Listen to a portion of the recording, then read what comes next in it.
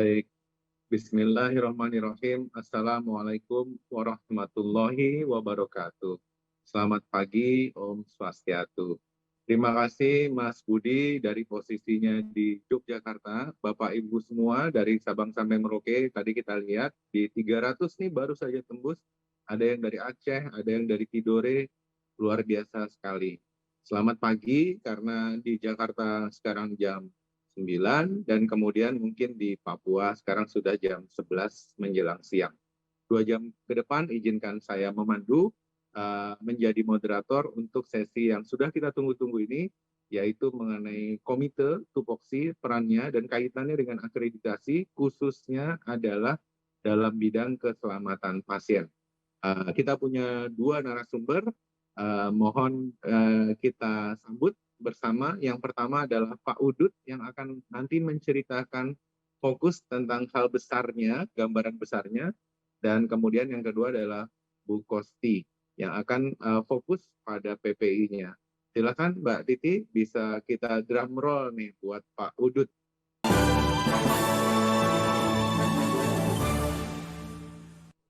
Pak Udut ini dilahirkan di Bandung 79, pendidikannya adalah SH dan kemudian S2 manajemen di rumah sakit, bekerja saat ini sebagai analis hukum ahli muda di RSUPN Rumah Sakit Cipto Mangunkusumo, tempat saya dulu menimba ilmu juga selama 6 tahun, fokus di subkoordinator hukum dan organisasi dan anggota Komite Etik dan Hukum, salah satu dari 6 komite yang dimandatkan dimiliki oleh rumah sakit. Aktivitasnya ada seabrek dan beliau saat ini melakukan Zoom, insya Allah jelas, dari Surabaya ya. Waktu dan tempat kami persilahkan kepada Kang Uud Cahyono, SH, Mars, CLE, CCCLE. Silahkan, Kang Uud.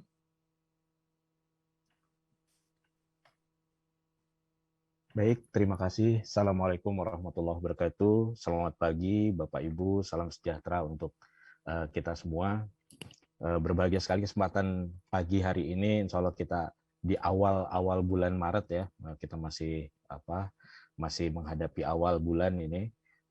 Dari tadi dilihat sudah disampaikan oleh Dr. Jack dari mulai Aceh. Saya melihat juga tadi secara sekilas ada teman-teman saya dari beberapa dari Sumatera, dari Bintan, Kepulauan Riau, terus kemudian ada dari Jawa, hampir semua wilayah di Jawa ada Dr. Jack. Bahkan dari Ternate dan Tidore pun saya melihat ada, cuma tadi saya belum melihat lebih lanjut apakah ada dari Papua. Ternate, Kang. Betul, dari Papua apakah ada atau tidak. Saya rasa peluang yang cukup luar biasa memang di era pandemi ini. Kita kemudian dihadapkan pada persoalan kita terbatas untuk melakukan pertemuan-pertemuan tatap muka secara langsung, tapi di sisi lain menjadi blessing in disguise ya tentu ya. Iya, betul. Semua orang bisa melakukan aktivitas dalam waktu yang bersamaan, tidak terhalang pada tempat dan waktu, dan ini kita buktikan pada hari ini di Larsi. Kita memanfaatkan media yang kita miliki untuk melakukan diskusi talkshow terkait dengan bagaimana perkembangan pengelolaan mutu di rumah sakit. Saya akan sekilas menyampaikan dari sisi organisasi ya, bahwa kalau kita bicara tentang rumah sakit sebagai sebuah organisasi yang padat semuanya nih, padat modal, padat teknologi, padat keahlian. Kenapa disebut padat modal? Karena tentu pebisnis gitu ya, pebisnis penanam modal ketika ingin membangun rumah sakit, dia berpikir apa yang dibutuhkan oleh rumah sakit. Butuh peralatan, butuh bangunan, dan bangunan yang ada di rumah sakit, pernah saya membantu satu kali seorang pengusaha yang ingin membangun rumah sakit, dia berpikir bangun rumah sakit itu seperti bangun hotel. Ternyata ketika bangunannya sudah jadi, dia harus melakukan perbaikan di beberapa sisi. Kenapa? Karena ada kebutuhan saluran gas medis, terus kemudian saluran air kotornya yang juga terkelola secara khusus, bahwa ada yang infeksius, non-infeksius, dan seterusnya.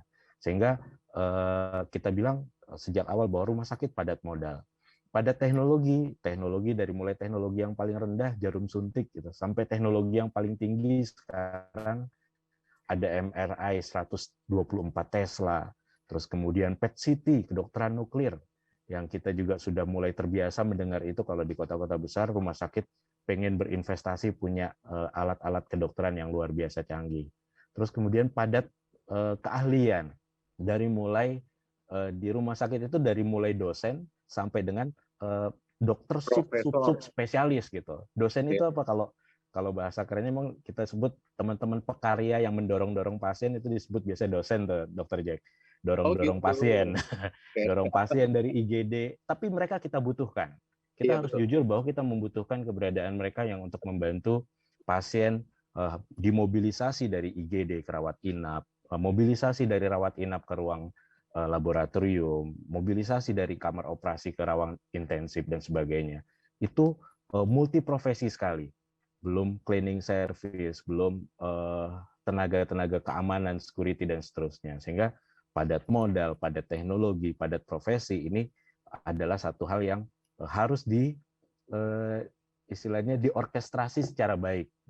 Di mana mau orkestrasinya? Tentu dalam sebuah organisasi yang baik pula. Maka saya akan menyoroti bahwa bagaimana organisasi rumah sakit ini dari satu aspek saja kita bicara tentang menjaga dan meningkatkan mutunya.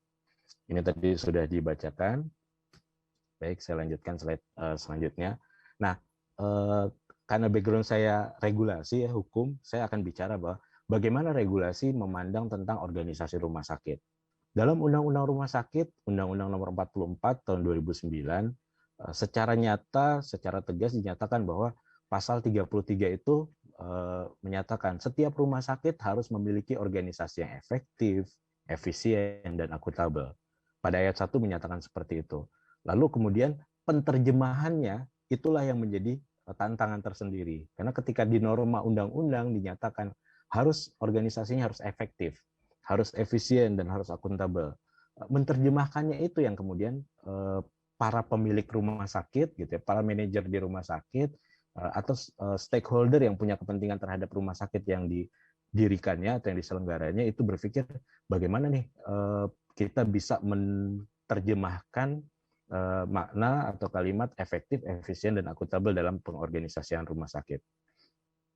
Oke, saya ingin ini menurut para ahli ya, ini kalau kita belajar manajemen kan ini pasti terjemahan inilah atau definisi inilah yang kita selalu dengarkan bahwa organisasi adalah hubungan antara beberapa orang di mana di dalamnya ada pengarahan pimpinan agar yang menjadi tujuan bersama bisa tercapai.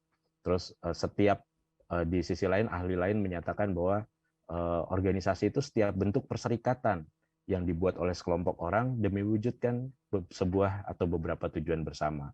Nah, saya menggarisbawahi beberapa hal di sini. Bahwa ketika ada beberapa orang terus kemudian melakukan perserikatan gitu ya. Bahkan kalau di dalam agama Islam itu 2 orang pun gitu ya yang punya tujuan sama hendak bepergian itu harus menunjuk salah satunya sebagai sebagai leadernya gitu, sebagai pemimpin perjalanan. Nah, untuk itulah muncul perlu adanya pengarahan dari pimpinan. Untuk apa? Untuk bisa mewujudkan tujuan bersama.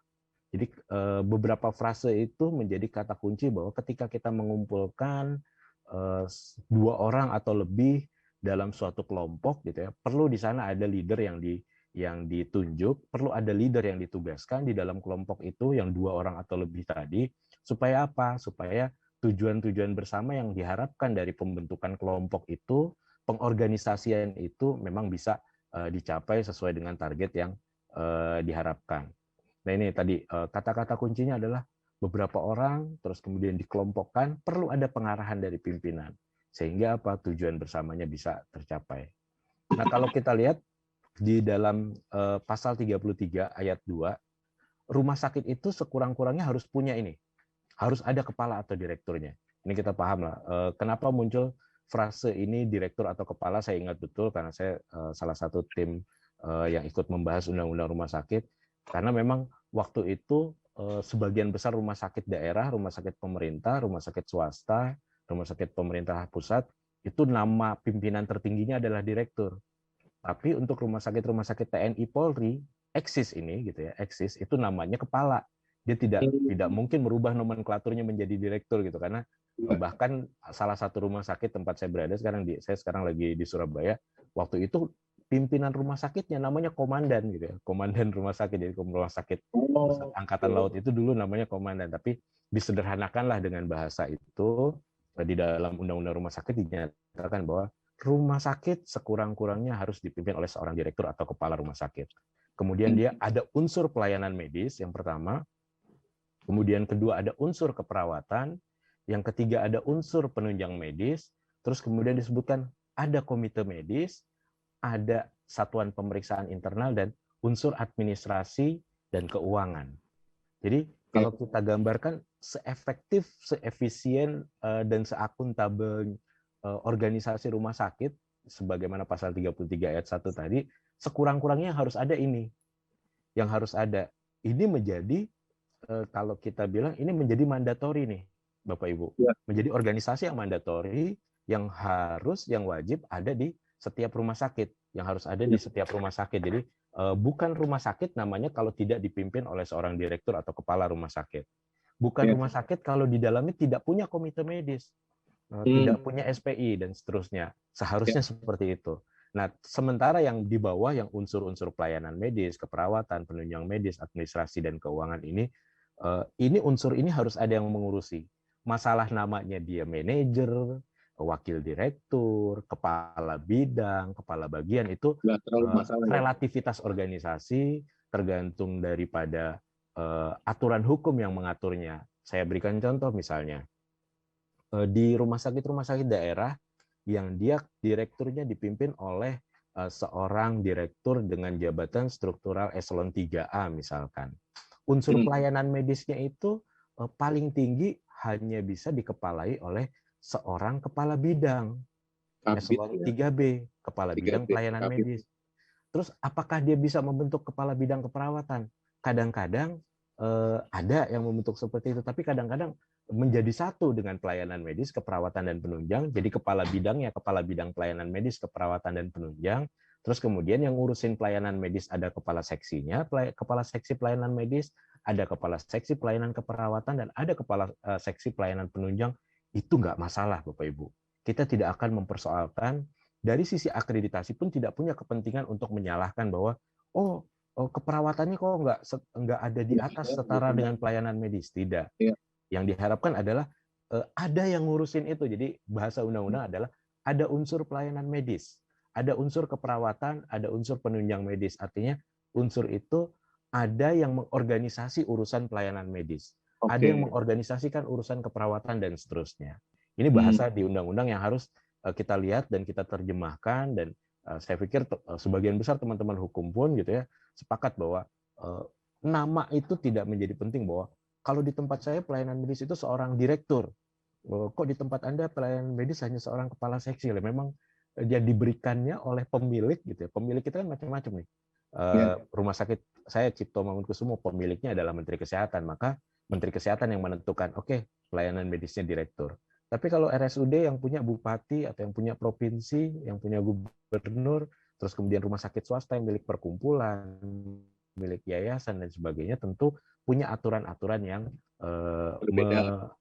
mengarahkan bagaimana organisasi itu dikelola.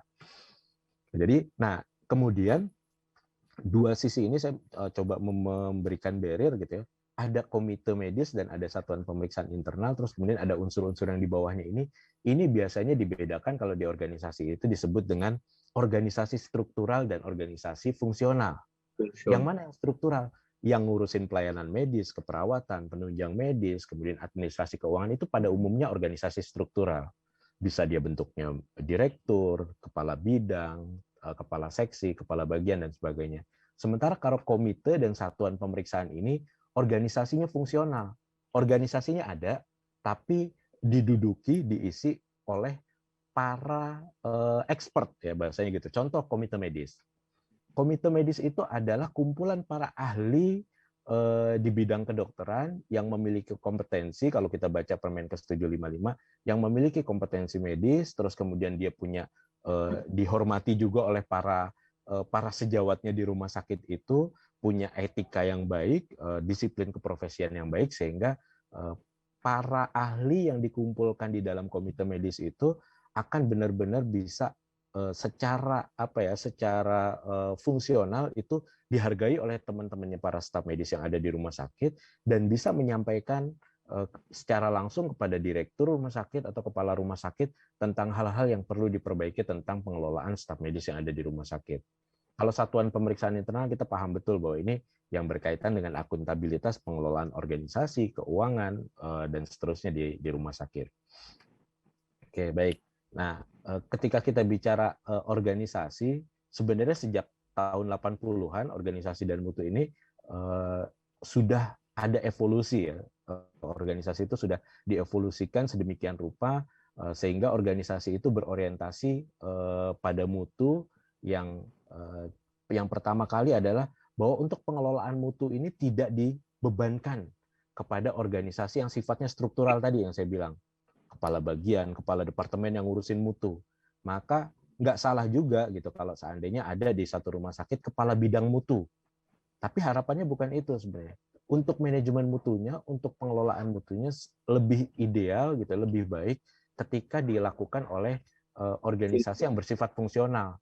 Sehingga bisa menjangkau semua departemen, bisa menjangkau semua bidang, bisa menjangkau semua bagian. Terus kemudian yang kedua, lingkup manajemen mutunya diperluas. Bukan hanya mutu pelayanan medis, bukan hanya mutu pelayanan keperawatan, tapi termasuk yang kita bicarakan hari ini, keselamatan pasien, pengendalian infeksi, keselamatan lingkungan, dan sebagainya. Terus kemudian, jika diperlukan memang ada tim mutu yang memang betul-betul handal, gitu, sehingga rumah sakit, manajemen puncak di rumah sakit bisa mengandalkan mereka-mereka ini untuk bisa mengelola, mengendalikan pengelolaan mutu di rumah sakit. Dan diberikan, yang terakhir diberikan kewenangan untuk mengambil keputusan-keputusan yang bersifat teknis, mengambil keputusan yang bersifat operasional terkait dengan pengelolaan mutu di rumah sakit. Nah, bagaimana tata kelolanya? Tata kelolanya manajemen mutu ini bisa yang pertama tadi bukan oleh departemen, bisa dibentuk melalui satu tim. Tapi kalau tim ini biasanya kan tidak permanen ya, tidak permanen, terus kemudian sebentar gitu, terus kemudian tugasnya khusus gitu, misalnya tim penyelesai sengketa kalau dihukum, ya dia menyelesaikan sengketa udah selesai, atau panitia, kalau panitia lebih cepat lagi biasanya, panitia 17-an gitu dok ya, panitia 17-an selesai 17-an Oktoberan udah bukan panitianya, udah bubar harusnya gitu. Nah ini jadi bisa tim, bisa panitia, bisa tim atau bisa panitia, tapi pada umumnya untuk tim atau panitia ini targetnya tertentu, targetnya khusus untuk menyelesaikan tugas-tugas tertentu dan waktunya singkat, harusnya waktunya dibatasi. Nah, yang berikutnya ada instalasi atau komite. Nah, ini yang lebih ideal sebenarnya. Organisasinya permanen gitu ya, tetapi tidak mempersyaratkan. Kalau organisasi struktural kan harus mempersyaratkan, kalau di kepegawaian ada syarat kepegawaiannya, misalnya apa?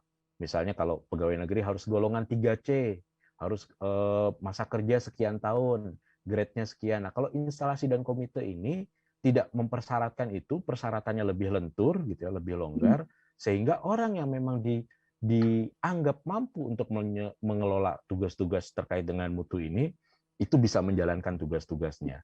Nah, termasuk komite. Komite itu kan seperti itu. Kalau nomenklatur di Kemenkes itu komite selalu disebutkan ada kumpulan pakar dan dalam kurung ahli. Jadi komite medik itu pakar dan ahli di bidang medik. Komite keperawatan pakar dan ahli di profesi keperawatan yang ada di rumah sakit itu. Nah ini yang kita harapkan, sehingga koordinasi dalam penjaminan mutunya itu satu terkait dengan pengendalian, terus kemudian yang kedua bisa mengkoordinasikan terkait dengan perubahan.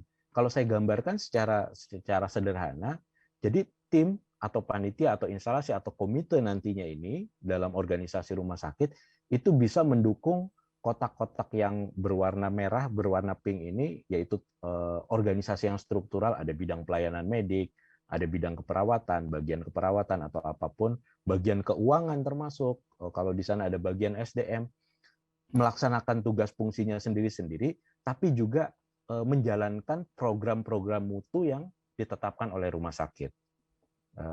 Saya ingin berikan gambaran nanti di terakhir bagaimana yang biasa kami lakukan di rumah sakit kami misalnya.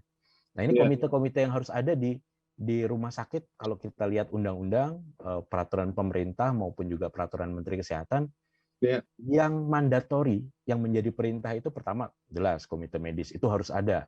Pasal Wajib. 33 ayat 2 Undang-Undang 44 tahun 2009. Terus kemudian tidak lama setelah itu muncul peraturan Menteri Kesehatan nomor 49 tahun 2013 yang mengharuskan rumah sakit punya komite keperawatan. Nah, itu sehingga komite medis dan komite keperawatan ini sebenarnya punya kepentingan yang sama di rumah sakit untuk apa? Untuk mengendalikan mutu tenaga medis dan tenaga keperawatan, untuk memastikan bahwa tenaga medis atau tenaga keperawatan itu kompeten melalui proses kredensial, rekredensial, dan sebagainya. Terus kemudian yang ketiga, untuk memastikan bahwa tenaga medis, tenaga keperawatan yang ada di rumah sakit menjalankan profesinya sesuai dengan disiplin, dan kaidah-kaidah etik yang ada. Nah itu jadi 3 poin ini, mutu, disiplin, etika, dan juga kompetensi Etika. ini terjaga dengan adanya komite medis, komite keperawatan. Bagi tenaga medis tentu komite medis, bagi tenaga keperawatan komite keperawatan. Pertanyaannya, kalau tenaga kesehatan lain gimana? Kan ada tenaga fisioterapis, ada tenaga Radiologi. radiografer gitu, terus kemudian ada analis laboratorium. Nah ini kembalikan kepada kemampuan rumah sakit untuk mengelola itu. Kalau rumah sakit yang sumber dayanya terbatas, organisasinya juga dibatasi, tidak boleh besar-besar, ya sudah, itu menjadi kewajibannya bagian SDM untuk kaitannya dengan kredensialingnya, kaitannya dengan mutu dan disiplin juga dilakukan oleh bagian SDM kalau ada pelanggaran mutu disiplin, tapi kaitannya dengan mutunya, peningkatan mutunya dilakukan bersama-sama dengan bidang yang mengurusi penunjang medik, biasanya seperti itu.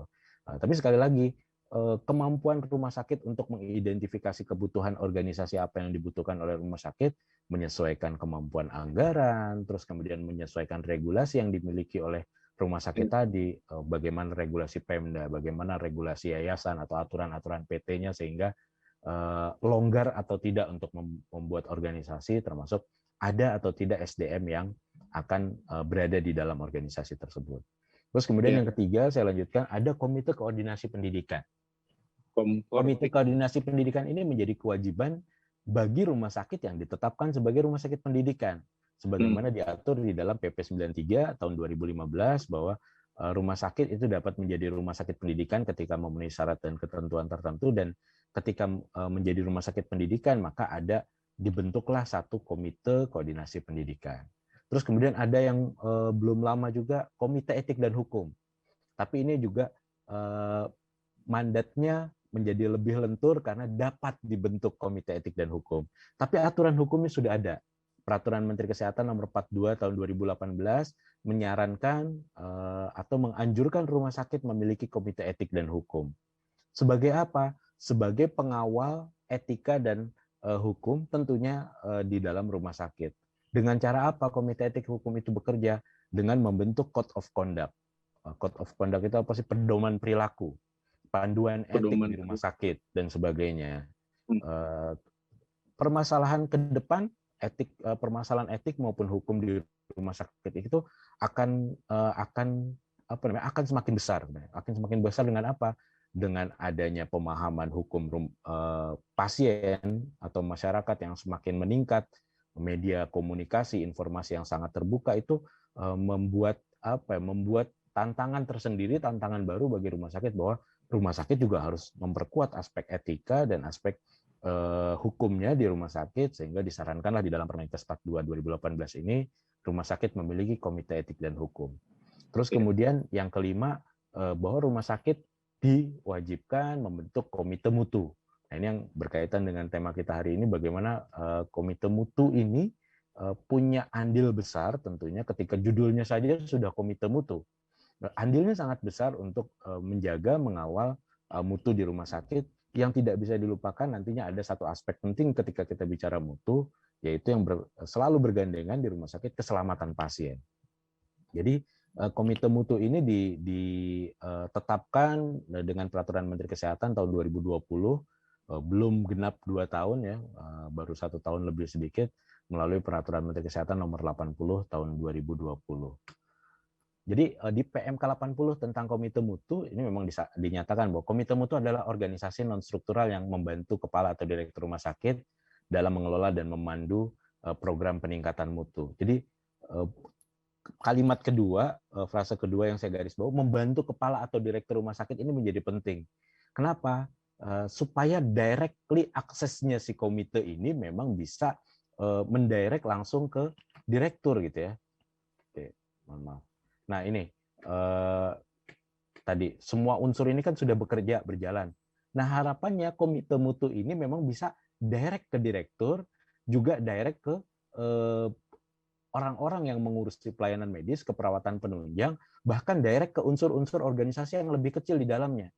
Jadi kalau di pelayanan medis misalnya ada seksi pelayanan medis rawat inap, seksi pelayanan medis rawat jalan, seksi pelayanan medis gawat darurat, seksi pelayanan keperawatan rawat inap dan seterusnya, si komite mutu ini bisa menjangkau ke semua leading organisasi yang ada di rumah sakit. Nah, tadi saya ingin berikan contoh misalnya, kalau di tempat saya ada komite mutu itu bukan punya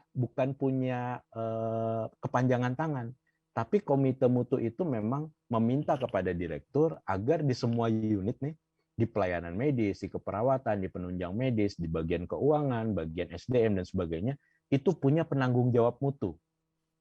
Punya penanggung jawab mutu. Yang kemudian si para PJ mutu ini, penanggung jawab mutu ini akan berkumpul setiap bulan gitu ya, bicara tentang insiden, bicara tentang PDSA gitu ya, terus kemudian bicara tentang FMEA gitu, yang kemudian si komite mutu ini juga akan mentrain para PJ mutu yang backgroundnya macam-macam, tapi memang dipersyaratkan persyaratan minimal pendidikan seorang PJ mutu itu D3 gitu misalnya, sehingga sudah bisa diajak berpikir kritis, gini loh cara bikin PDSA gitu, gini loh cara menetapkan FMEA gitu dan sebagainya, sehingga secara tidak langsung komite mutu itu bisa memonitor bagaimana perkembangan pengelolaan mutu di masing-masing unit kerja, di pelayanan medis, di keperawatan, di penunjang, di bagian hukum, di bagian saya misalnya, di bagian SDM dan sebagainya itu berjalan. Dengan apa? Dengan tadi pertemuan rutin tiap bulan, grupnya juga aktif. Kalau sekarang kan kita menggunakan berbagai media, tidak hanya mailing list saja, tapi WA lebih sehari-hari dilihat. Iya, betul. Itu terpantau gitu. Walaupun memang di awal pasti yang diukur adalah sesuai dengan KPI, sesuai dengan target kerja masing-masing unit. Tapi dalam perjalanannya komite mutu ini sangat membantu para staf yang ada di masing-masing unit yang menjadi PJ mutu itu untuk sangat memahami, menjadi expert ya, kalau bisa dibilang menjadi sangat menguasai bagaimana cara membuat PDSA, bagaimana cara melakukan PDSA, bagaimana cara membuat FMEA dan seterusnya, itu yang secara rutin karena terus-menerus dicekokin itu terus, didoktrinasi terus-menerus dan seterusnya. Nah ini yang kita harapkan. Jadi di sisi lain nih, kadang-kadang kan kalau ada laporan tiba-tiba dalam satu forum besar, direktur bilang, kok itu bagian saya misalnya bagian hukum, kok itu bagian hukum belum mengumpulkan resiko di unit kerjanya ya. Loh, dari mana daftar itu ada? Daftar itu diberikan oleh komite mutu kepada direktur. Itulah yang terjadi. Jadi saya bilang tadi, komite itu punya akses langsung kepada direktur. Membisikkan yang baik-baik kepada direktur, termasuk juga membisikkan direktur, itu loh unit yang itu dari kemarin nggak ngumpul-ngumpulin tuh, belum menyelesaikan tugasnya. Dan itu akan disampaikan menjadi tidak enak. Kalau secara ini kan, secara psikologis, para kepala-kepala unit ini menjadi tergesa-gesa untuk menyelesaikan tugas-tugasnya, kewajiban-kewajiban yang berkaitan dengan mutu, gitu, berkaitan dengan mutu. Nah inilah peran komite seharusnya bisa seperti itu. Aksesnya kepada pimpinan cukup dekat, gitu, kepada direktur langsung, gitu. Terus kemudian akses dia kepada unit-unit kerja juga harus berjalan dengan baik, sehingga memang apa yang diharapkan dari manajemen mutu di rumah sakit yang diserahkan kepada para expert yang ada di komite mutu itu bisa berjalan dengan baik. Nah, masalah metode, masalah tools yang akan digunakan ini kan bisa berbagai macam ya, menggunakan Kaizen, Zero Defect, Six Sigma, atau berbagai macam tools baru yang dari sisi manajemen ya, metode yang dikembangkan para ahli-ahli manajemen ini bisa digunakan, bahkan bisa dikombinasikan, sebenarnya bisa dikombinasikan oleh tim rumah sakit. Barangkali itu Bapak Ibu. Jadi saya ingin menjelaskan bahwa organisasi rumah sakit ya seharusnya memang bisa menjawab kebutuhan efektif, efisien, dan akuntabel tadi. Tapi di sisi lain juga mana yang harus ada dan mana yang paling strategis untuk mengembangkan kepentingan kita terkait dengan peningkatan mutu itu juga memang harus diakomodir gitu, harus diakomodir. Sementara itu yang saya sampaikan, Dr. Jack, nanti kita bisa lebih berkembang dalam diskusi. Sekali lagi mohon maaf, saya akhiri dulu. Assalamualaikum warahmatullahi wabarakatuh. Waalaikumsalam warahmatullahi wabarakatuh. Menarik sekali ya, dan kalau saya lihat dari pertanyaan-pertanyaannya itu sangat aplikatif ya, mengenai rangkap jabatan struktural dan fungsional. Ada yang subkomite etik misalnya di keperawatan, bedanya dengan yang komite etik di atasnya, tupoksinya bagaimana. Nah dok, ini pas waktunya 45 menit, pertanyaan sudah banyak. Ini sambil kita mulai ke narasumber yang kedua ya itu Bu Kosti ngomongin mengenai masalah PPI. Diharapkan dokter bisa mulai melihat ya daftar-daftar pertanyaan di chat dan mungkin mulai menjawab. Dan nanti di penghujung acara ada sesi lagi seperti kayak Kapita Selekta gitu, di mana dokter nanti bisa menyampaikan lagi hal-hal yang cukup menarik yang didapat dari kolom chat ini. Namun sebelumnya kita ucapkan terima kasih ya kepada Kang Uut untuk sesinya yang luar biasa pada saat ini. Bapak Ibu sekalian, tadi kita sudah dapat framework-nya, gambaran besarnya. Sekarang kita mulai masuk ke gambaran kecilnya ya, yaitu salah satu dari komite yang fokus di mutu ini, yaitu di komite PPI. Akan disampaikan oleh Bu Kosti. Silakan Bu Mintarwati, bisa di drum roll-nya juga.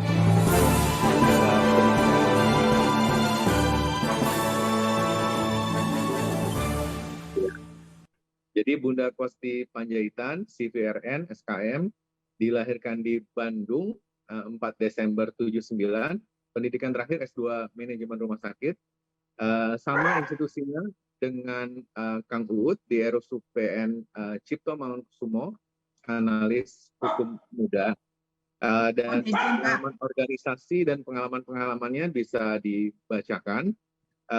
Saya tidak bacakan, namun bisa dilihat. Mari kita dengarkan dan kita sambut Bunda Kosti Panjaitan. Waktu dan tempat kami serahkan sekitar 20 sampai 25 menit ya Bu, supaya ada cukup waktu untuk kita nanti berdiskusi dan tanya jawab. Silahkan Ibu Bunda Kosti memulai, waktu dan tempat kami serahkan. Baik, terima kasih kepada Pak Jack yang sudah memperkenalkan saya, memberikan waktu dan tempat. Mungkin ada koreksi sedikit Pak, itu kayaknya isinya berbeda dengan CV saya. Terima kasih Pak Jack. Oh ya Bu, silakan Bu, dikoreksi atas Bu. waktu dan tempatnya. Ya, nggak apa-apa. Bapak Ibu, semua yang saya hormati, selamat pagi. Salam sejahtera buat kita semua. Pertama-tama, izinkanlah saya berucap syukur kepada Tuhan Yang Maha Kuasa, karena atas segala berkat kasih karunia Tuhan. Tuhanlah saya bisa berada di tengah Bapak Ibu saat ini. Sungguh luar biasa di hari cerah yang pagi indah ini, kita masih bisa bertemu ya.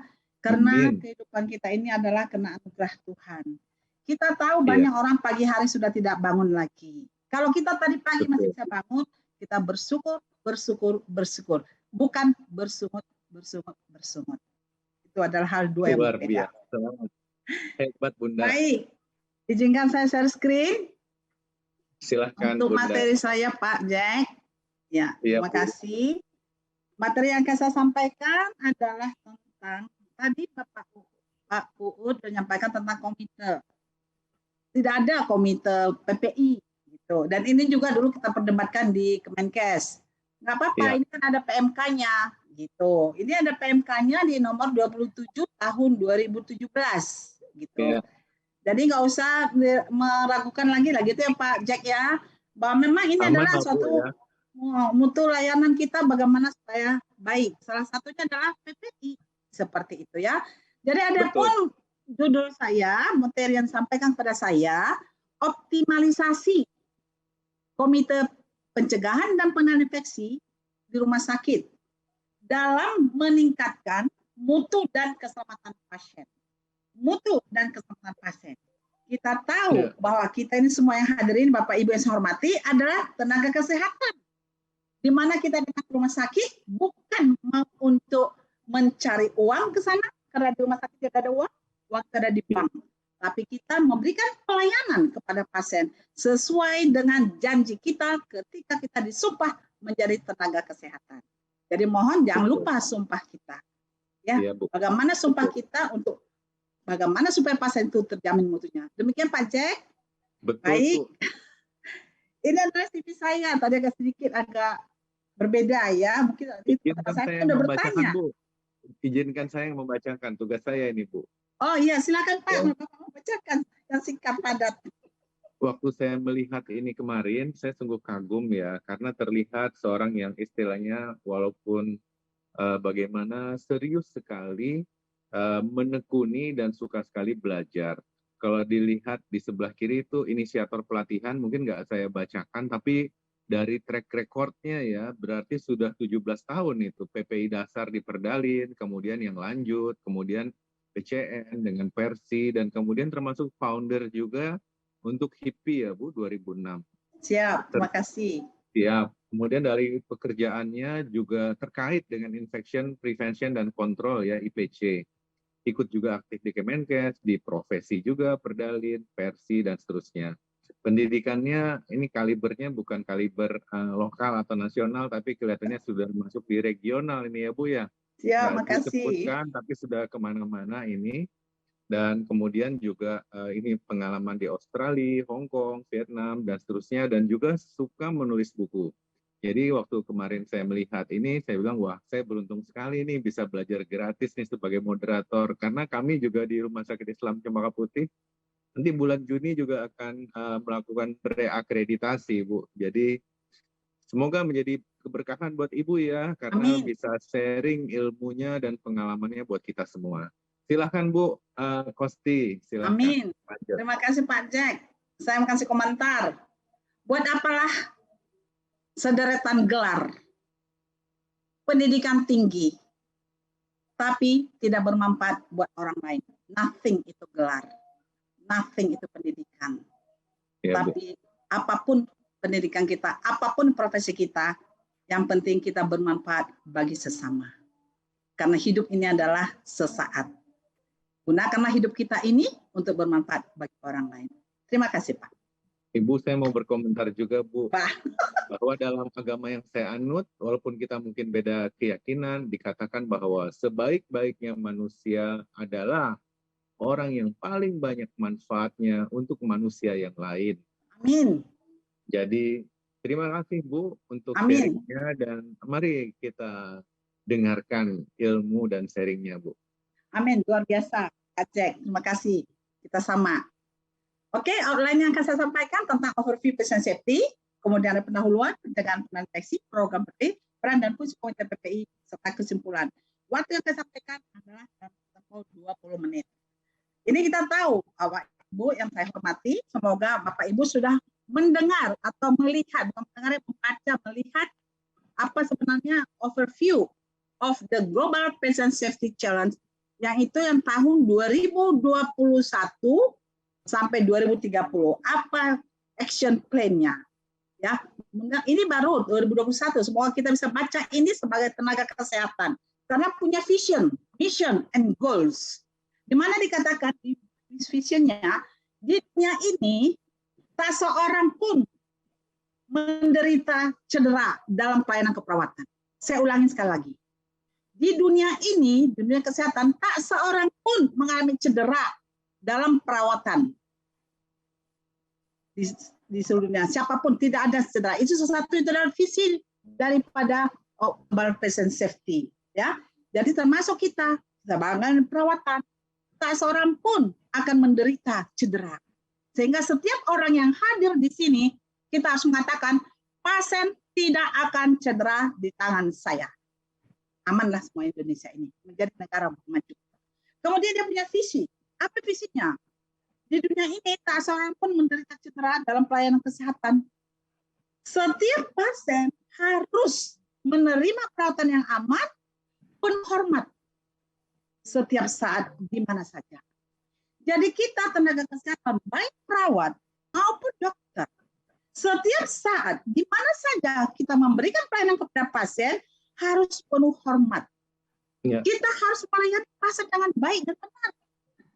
Jangan pasien itu kita akan sebagai objektif. Ya mohon maaf Bapak, Pak Ya. Jack, saya akan menyampaikan. Kemarin itu saya pergi salah satu rumah sakit. Saya ada berita ini, nah, ya saya tahulah. Seorang perawat pendidikan S3 mengatakan kepada dokternya, pasien ini masih dipelihara di sini.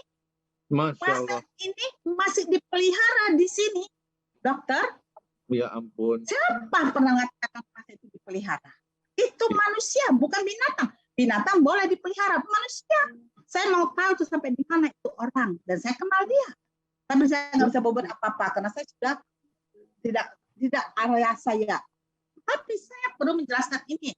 Mudah-mudahan kita yang dari sini jangan seperti itu, tidak sesuai dengan apa yang dikatakan Global Patient Safety Plan ini action plan.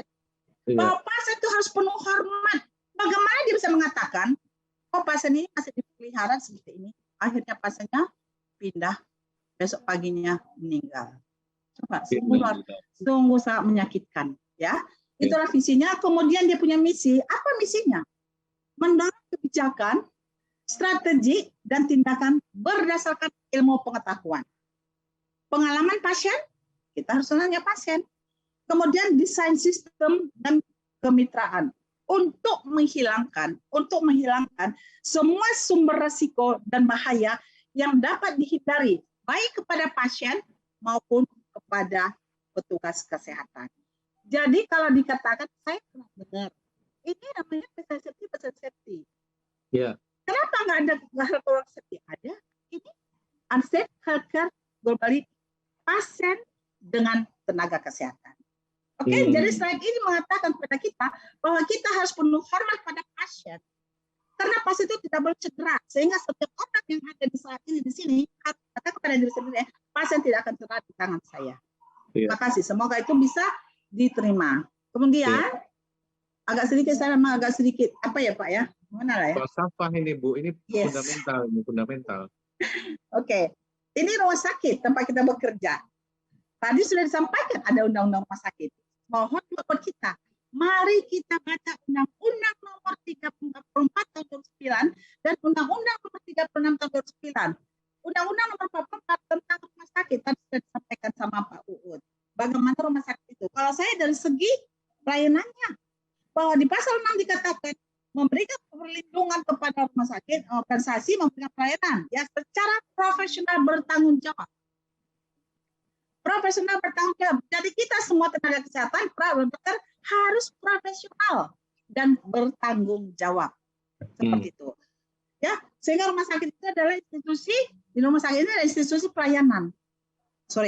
Institusi pelayanan yang memberikan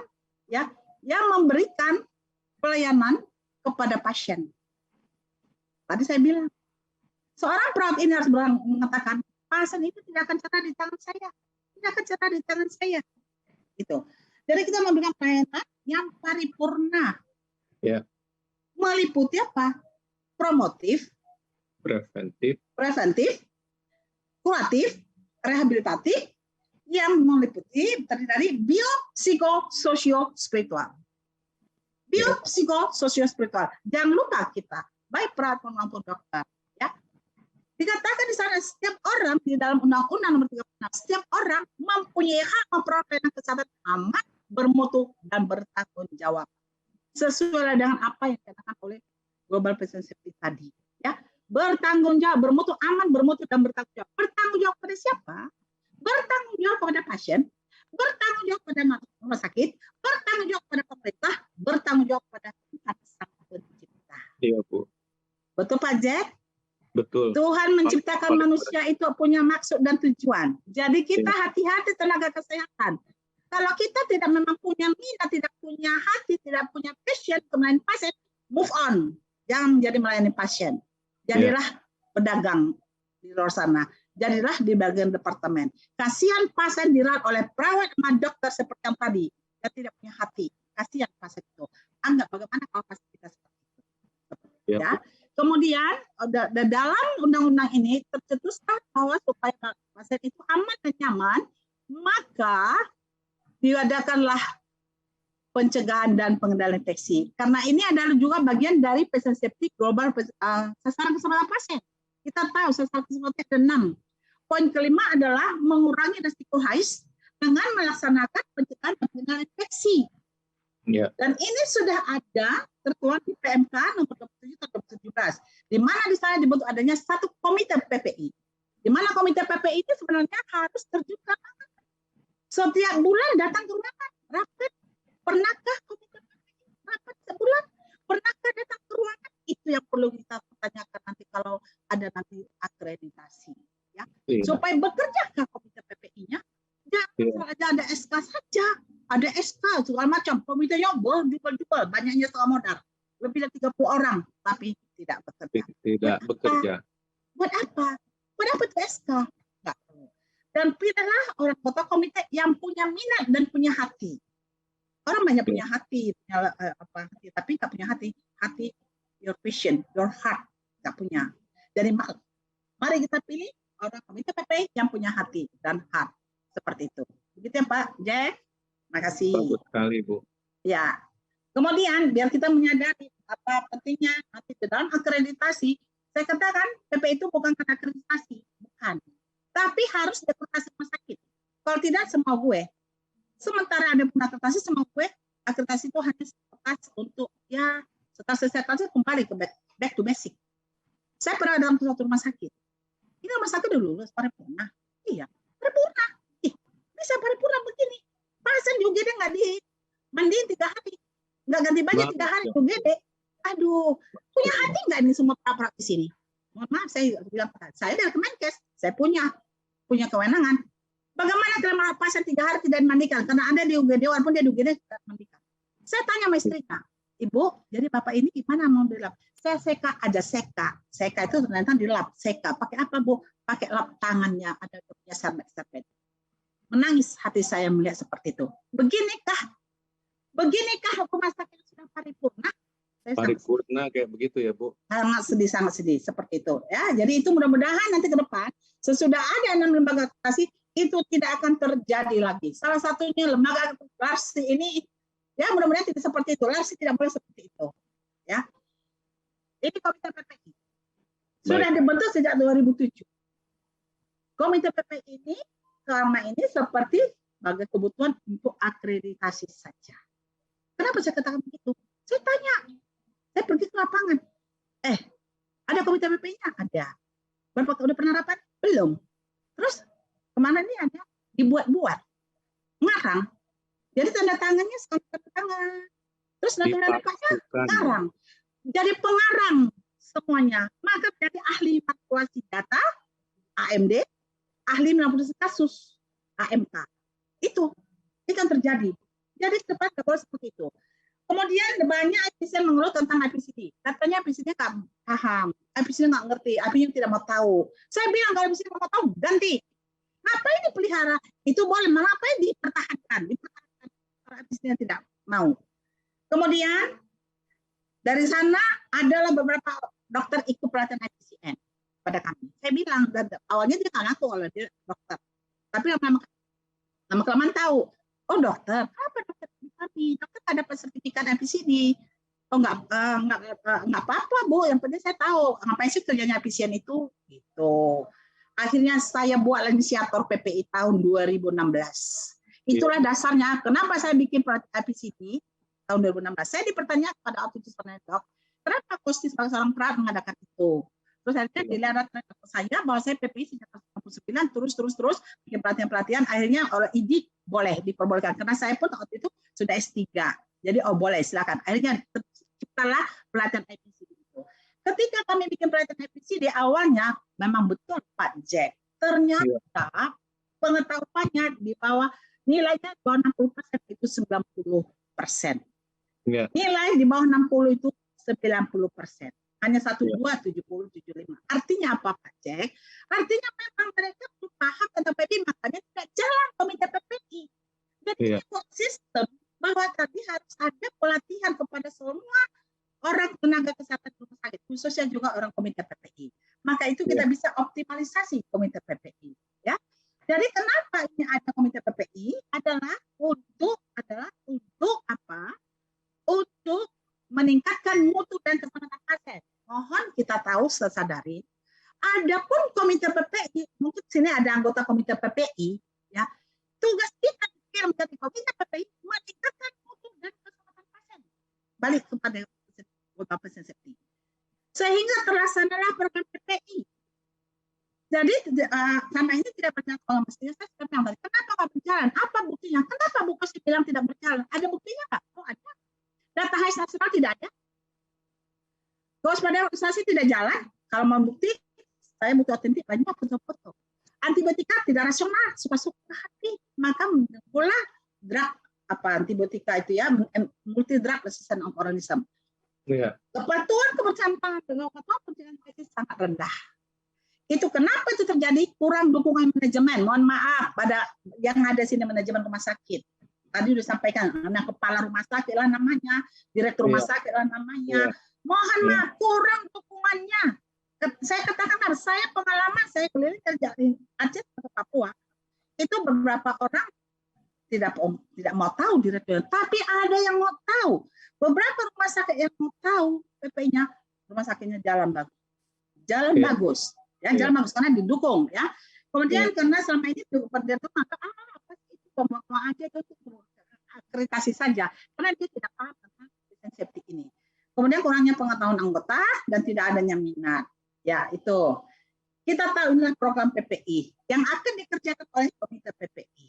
Ya, sebelum komite PPI membuat program, yang membuat program PPI adalah komite PPI. Mohon maaf Bapak Ibu, hanya komite PPI yang paham. Tidak tahu apa itu program. Tidak tahu. Direktur kan cakupannya terus banget tugasnya dia. Emang komite PPI aja, banyak yang lain lagi. Tetapi komite PPI harus membuat kebijakan PPI. Sudah buat kebijakan PPI kah? Sudah buat pedoman PPI kah? Sudah ada pedoman PPI kah? SPO PPI baru buat program. Program tahunan. Ini tugasnya seorang PPI, komite PPI. Tapi yang selama ini bekerja siapa? Mayoriti, jangan marah dong anggota komite PPI, dokter, IPCN. Dan banyak juga OPAS, copy paste. Dan saya beberapa kali melihat, kamu rumah sakit apa namanya? Rumah sakit S. Kok ada makanya rumah sakit Y di sini?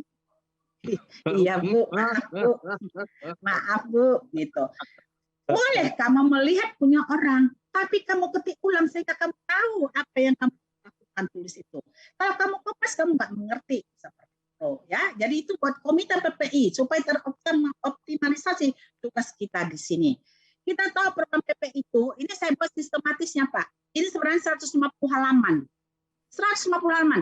Seorang namanya anggota komite PP atau APC tidak, ini harus kuasain ini. Ilmu ini harus dia makan, teman-teman. Setiap saat ditanya pagi hari baru kamu tidur harus paham ini. Program PP itu berbicara aja. Ada kewaspadaan isolasi, di mana kewaspadaan isolasi ada 2 lapis, standar dan transmisi. Standar itu ada 11 poin, mau 10 poin, mau 11 unsur, terserah, tapi lakukan itu semua. Kewaspadaan transmisi ada 3, kontak droplet airborne. Kenapa selama ini COVID orang pada takut karena nggak tahu ilmunya. Nggak tahu ilmunya Pak Cek. Saya pergi ke rumah sakit COVID, saya datang ke sana, saya nggak pakai hazmat, bikin aja saya berani. Kalau saya melakukan hazmat pelayanan, baru saya pakai gaun sama sarung tangan. Lain tidak. Ngapain pakai hazmat? Ya, apa yang pakai hazmat? Harusnya yang membuat kebijakan PPI, komite PPI. Tapi nggak jalan komite PPI-nya. Maka seluruh organisasi, masing-masing organisasi membuat kebijakan. Masa sih kebijakan di rumah sakit itu organisasi yang membuat? Direktur dong, atas masukan dari komite PPI, disahkan oleh direktur. Itu yang benar ya Bu? Iya, direktur dong yang mensahkan, tapi asal usulan daripada yang disusun oleh komite PPI. Jangan masing-masing organisasi buat, kacau balau lah semuanya. Ya. Oke, kemudian pendidikan pelatihan, dikatakan harus pendidikan pelatihan 85% semua staf harus pendidikan pelatihan. Kenapa? Kalau tidak dilatih, nanti yang sekian persen sedikit itu akan melebur kepada yang kebanyakan. Itu. Siapa yang melakukan pelatihan? Komite PPI. Walaupun bagaimanapun harus punya gregetan itu komite harus melakukan pelatihan PPI. Kemudian pencegahan infeksi pada pemakaian alat. Ya saya nggak membahas itu semua karena saya hanya membahas tentang optimalisasi komite PPI. Kemudian kegiatan surveillance, antibiotika stewardship, ya bagaimana mengenai antibiotika. Tapi sebagai seorang komite PPI, sebagai anggota komite PPI, ini ilmu harus dilahap. Kalau mau tahu nanti minta sama Larsi, nanti saya berikan. Ya, saya sebagai narasumber free in charge, tidak usah dipikirkan, karena harus menempatkan ilmu buat orang lain. Itu. Luar biasa. Pencegahan dan penanganan PPI ini betul Pak, karena saya berbeza. I love Indonesia. Kita kan cinta Indonesia. Indonesia itu siapa? Ya kita pasien itu Indonesia. Jadi bohong kalau saya bilang saya cinta Indonesia, tapi saya tidak baik kepada pasien, tidak baik kepada orang, tidak baik kepada Pak Jack. Saya harus baik kepada Pak Jack. Gitu. PPI itu adalah melalui perubahan perilaku individu, Pak Jack. Ya, Pak Jack, perubahan perilaku individu. Karena ilmu PPI bukan ilmu eksakta, bukan ilmu pasti, bukan ilmu pasti. Jadi itu adalah ilmu perilaku. Saya tahu, tapi tidak mau melakukan. Banyak orang begitu. Dokter, kebersihan tangan dok. Kan saya sudah kebersihan tangan, nggak dilihat matamu. Ya ampun, ngomongnya nggak dilihat matamu. Iya, tapi setelah dokter kebersihan tangan, dokter udah megang status. Harusnya kan megang status sudah harus kebersihan tangan lagi. Seperti itu, ya. Jadi kita harus melakukan kepada pasien seperti apa yang ingin dilakukan orang kepada kita. Inilah bagian struktur organisasi, Bapak Ibu yang saya hormati, semua peserta. Mungkin sudah baca ini, sudah baca, nggak mungkin nggak baca, udah baca ini. Ya di PMK nomor 7/2017 bahwa setiap fasilitas melaksanakan PPI. Kemudian pelaksanaan PPI sesuai dengan kebijakan yang sudah dibuat oleh Komite PPI, Direktur membentuk Komite PPI dengan SK, Komite PPI melakukan uraian tugas. Setiap rumah sakit memiliki tenaga khusus pembantu dalam pelaksanaan PPI, ada khusus. Sama ini disebut IPCN. CDC mengatakan IP, Patient Preventionist. WHO mengatakan IPCP tahun 2020.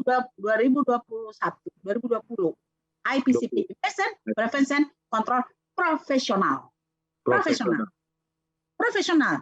Karena dia tidak melakukan ASKEP, nanti kita lihat. Oke? Baik. Tugas daripada komite. Kita sampai ke intinya, ya. Apa sih tugasnya daripada komite PPI ini sebagai seorang pimpinan, direktur, kepala rumah sakit, Jangan tidak mau tahu. Kami dulu mengundang para direktur, Pak Jack, dari Kemenkes.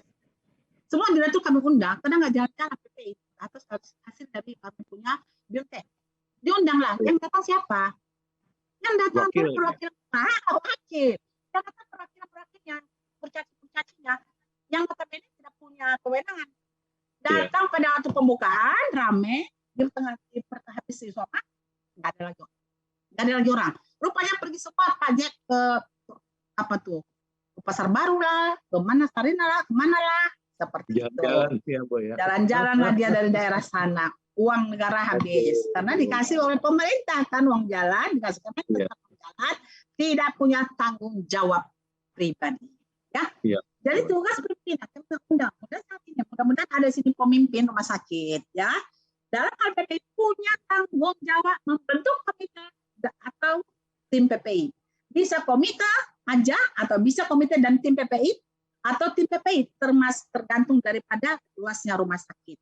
Kalau seperti RSCM, ada komite, ada tim. RSCM, rumah sakit jantung, ada komite, ada tim. Rumah sakit kecil daerah, cukup tim aja. Seperti itu. Gitu. Nah, jadi bisa aja dua-dua atau salah satu. Seperti itu. Ya. Kemudian direktur itu, dia mengesahkan dan evaluasi. Apa? Kebijakan yang sudah dibuat oleh komite PPI. Pedoman yang sudah dibuat oleh komite PPI. Panduan yang sudah dibuat oleh PPI. SPO sudah dibuat. Program yang sudah dibuat. Jadi nanti kalau mau dikertasi, ini aja buku ini bawa. Ini aja bawa. Punya kebijakan PPI nggak punya. Kebijakan PPI tentang kebersihan tangan. Lihat halaman berapa. Ya, di halaman berapa. Bab berapa, halaman berapa. Itu aja. Jangan bawa aturan yang apa itu. Elektronik semuanya macam. Dan dari mana? Mana? Seperti itu. Nggak jelas. Mau aja ini buku 5. Sudah selesai. Ini di Singapura begitu. Singapura General Hospital. Ya, saya dulu di sana 1 bulan. Jadi saya tahu mereka buatnya seperti ini. Ini buat oleh siapa? Komite PPI. Disahkan oleh siapa? Direktur.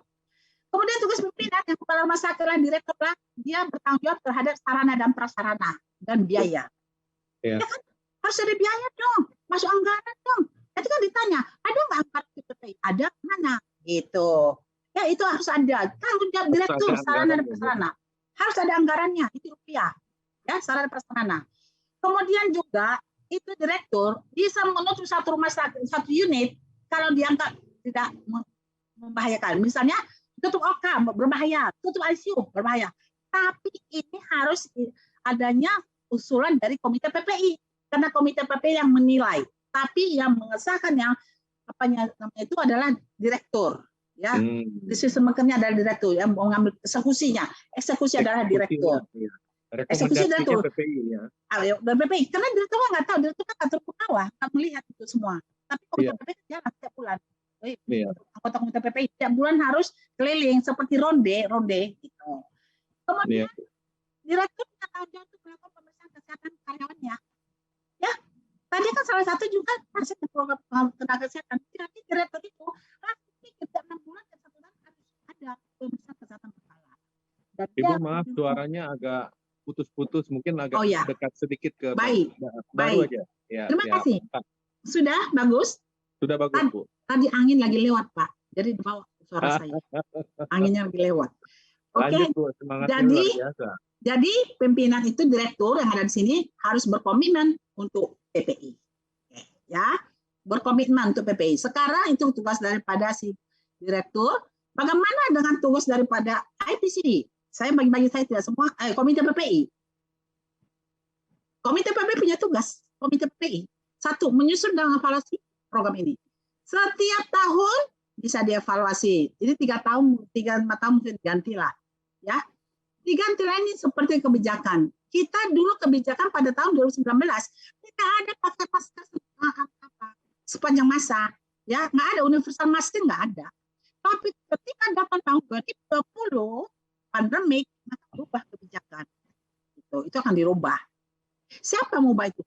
Komite PPI lah sesungguhnya, bukan organisasi lain yang notabene tak pernah belajar PPI.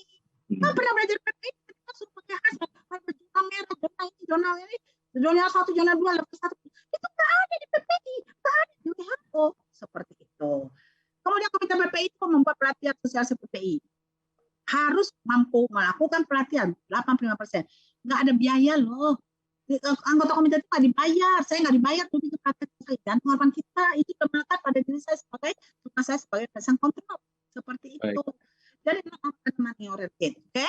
Beliau pelatihan sosialisasi PPI. Kemudian melakukan investigasi kalau terjadinya adanya KLP. Oke.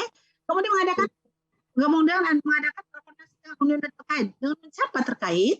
K3, IPRS, macam-macam lah, ya. Obat-obatan. Kemudian melakukan pengawasan. Komite PPI melakukan pengawasan ke ruangan. Apakah tenaga kesehatan itu melakukan PPI atau tidak? Kemudian sebagai konsultan dalam PPI 24 jam harus siap. Nggak siap 24 jam, jangan menjadi anggota komite PPI, khususnya IPCD sama IPCN. Kemudian dia juga mengkontribusi renovasi. Kalau ada renovasi, harus jeli matanya. Ini renovasi udah ada izin dari komite PPI belum? Harus seperti itu. Kemudian dia menentukan sikap. Oh, ini ditutup mengancam orang lain. Buat surat ke direktur. Kemudian pertemuan berkala setiap bulan harus ada pertemuan. Tiap bulan harus ada pertemuan. Kemudian mengembangkan PPI. Kembangkanlah PPI itu, jangan itu saja.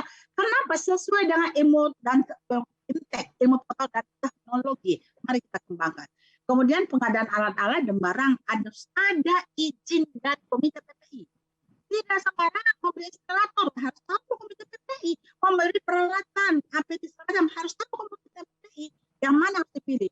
Bukan orang pengadaan beli langsung. Aduh, karena ada segala macam something wrong inside.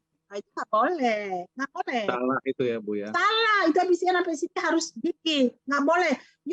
Nggak boleh memutuskan beli. Harus ada masukan dari kami. Tapi IPCN itu pun harus memang punya integritas.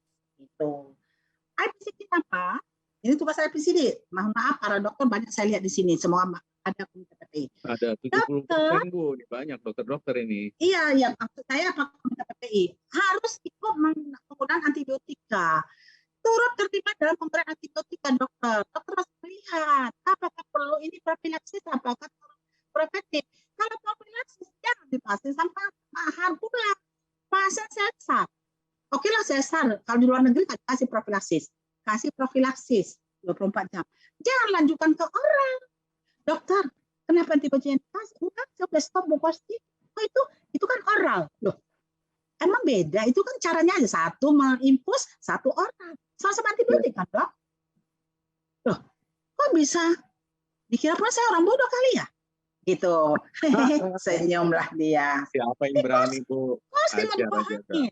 Saya bilang dokter kasih antibiotik pakai pus, oke udah selesai. So itu stop lah. Itu stop. Ya ini kenapa oral dikasih? Kata itu oral. Saya nggak tahu apa saya bodoh bagaimana ya. Tapi saya nggak bisa lah dokter. Antibiotik turut dokter. Kemudian turut dalam pencegahan, diagnosis dan terapi infeksi yang tepat untuk pasien-pasien seperti ini. Oke. Kemudian dia juga sebagai dokter mulai diagnosis pelas. Sebenarnya nggak dilihat PCN. Jangan-jangan PCN sembarangan. Dalam hal ini saya mohon maaf, belum ada yang benar melakukan. Makanya data bisa nggak ada berani menyampaikan. Takutnya besar masalah apa? Ini masalah jatuh tinggi. Kamu punya PPI habis haisnya dulu masalah tinggi. Tapi bagaimana itu diturunkan lebih perlahan? Maka tidak ada indikator VAP 5,4, ISK 2,1 itu nothing. Ada itu. Ada lagi ya indikator nasional mutu. Oke, kemudian bagaimana penggunaan dari mikroorganisme? Ya, harus kita tahu polanya. Nanti dari sini kita bisa interpretasi. Kemudian dia juga ikut memberikan pendidikan dan pelatihan PCD. Jangan tidak mau tahu PCD. Kalau memang tidak minat seperti ini, jangan jadi PCD. Katakan saya tidak punya minat jadi PCD. Seorang PCD harus memiliki seperti tadi berani, tegas, tapi sopan santun, energik gitu. Dan biasanya orang ekstrovert, ya orang ekstrovert. Kemudian pergi ke lapangan, saya bilang tadi sekali memonitor kerja nakes. Ya, dia juga ikut tarik, habisnya tarik ke PCD. 3 kali nggak mau bilang sama direktur, ganti aja deh IPCD kita. Boleh ngomong seperti gitu. Ini IPCD. Sekarang IPCN. IPCN adalah motornya PPI. Mau jalan, ini yang disertasi saya, Pak. Tanpa IPCN, PPI nggak jalan. Ini saya ambil dari saya. Ini saya teliti. Dulu saya bilang tidak jalan, tapi orang itu mau kamu doang. Teliti belum, kamu teliti belum. Saya teliti mau benar. Sekarang saya mau kasih tentang ada rumah sakit di Indonesia ini jalan PP-nya tanpa seorang pasien. Ada nggak? Ada pun efisiennya, kalau efisienan nggak jalan juga. Karena dia hanya sebagai bonekan aja. Kenapa? Dia tuh bilang, kamu ini SK kamu sebagai efisien. Untuk akreditasi saja. Setelah selesai, back to basic. Kamu kembali ke ICU, kamu kembali ke UGD. Apa itu sebagai seorang direktur? Nggak boleh ngomong seperti itu. Kalau saya dikatakan itu, maaf dokter, saya menolak ini SK. Kalau saya menolak ini SK. Maka ketika saya diminta saya menjadi pimpinan kontrol, saya tanya, direktur, komit enggak untuk PPI ini? Kenapa kau bertanya begitu? Dokter sebagai direktur juga sebagai seorang klinisi. Nanti dokter ke lapangan tidak melakukan cucian tangan, tidak pakai APD. Kalau saya ingatkan, boleh enggak? Oh boleh, kenapa tidak? Terima kasih dokter, saya akan bekerja giat. Tanya dulu direktur yang mendukung nggak? Kalau mendukung aja nggak usah, karena bisa PPI. Ya sekalian nggak usah lulus, gitu. Ya. Iya. IPCN itu dia sebagai practitioner. Bu, suaranya agak putus-putus lagi barusan. Oh, ya. Saya agak mendekat lagi. Baik, harus mendekat ke mic. Ya, udah Pak? Ya. Udah, mantap. Oke, jadi IPCN itu ya pendidikan minimal S1 kesehatan. Ya. Oke. Mau SKM boleh, jangan bilang saya SKM Pak. Dulu saya dibilang harus nurse. Siapa bilang nurse? Ini saya SKM, tapi saya paham tentang perawatan juga karena saya D3 gitu. Saya bilang siapa yang melakukan efisien pertama? Oh ya kamu, akhirnya boleh S1 kesehatan. Itu buku pedoman itu. Itu bukannya gampang membuat buku PMK itu Pak. Itu jual, buku mejaan lah. Tapi habis itu hanya di rapat aja. Habis rapat cinta-cintaan semua. Kemudian pengalaman sebagai praktisi, pernah mengikuti pelatihan PP dasar, IPCN. Maaf Pak, kalau saya bilang D3 Pak, bagaimana menghadapi seorang profesor dokter spesialis? Kayak saya D3. Saya menghadapi profesor dokter spesialis penyakit jantung koroner. Kardiovaskular, bisa nggak? Nggak bisa lah. Seperti itu. Pernah mengikuti karakternya terbuka, jujur, berani, sopan santun, dan punya integritas. Oke?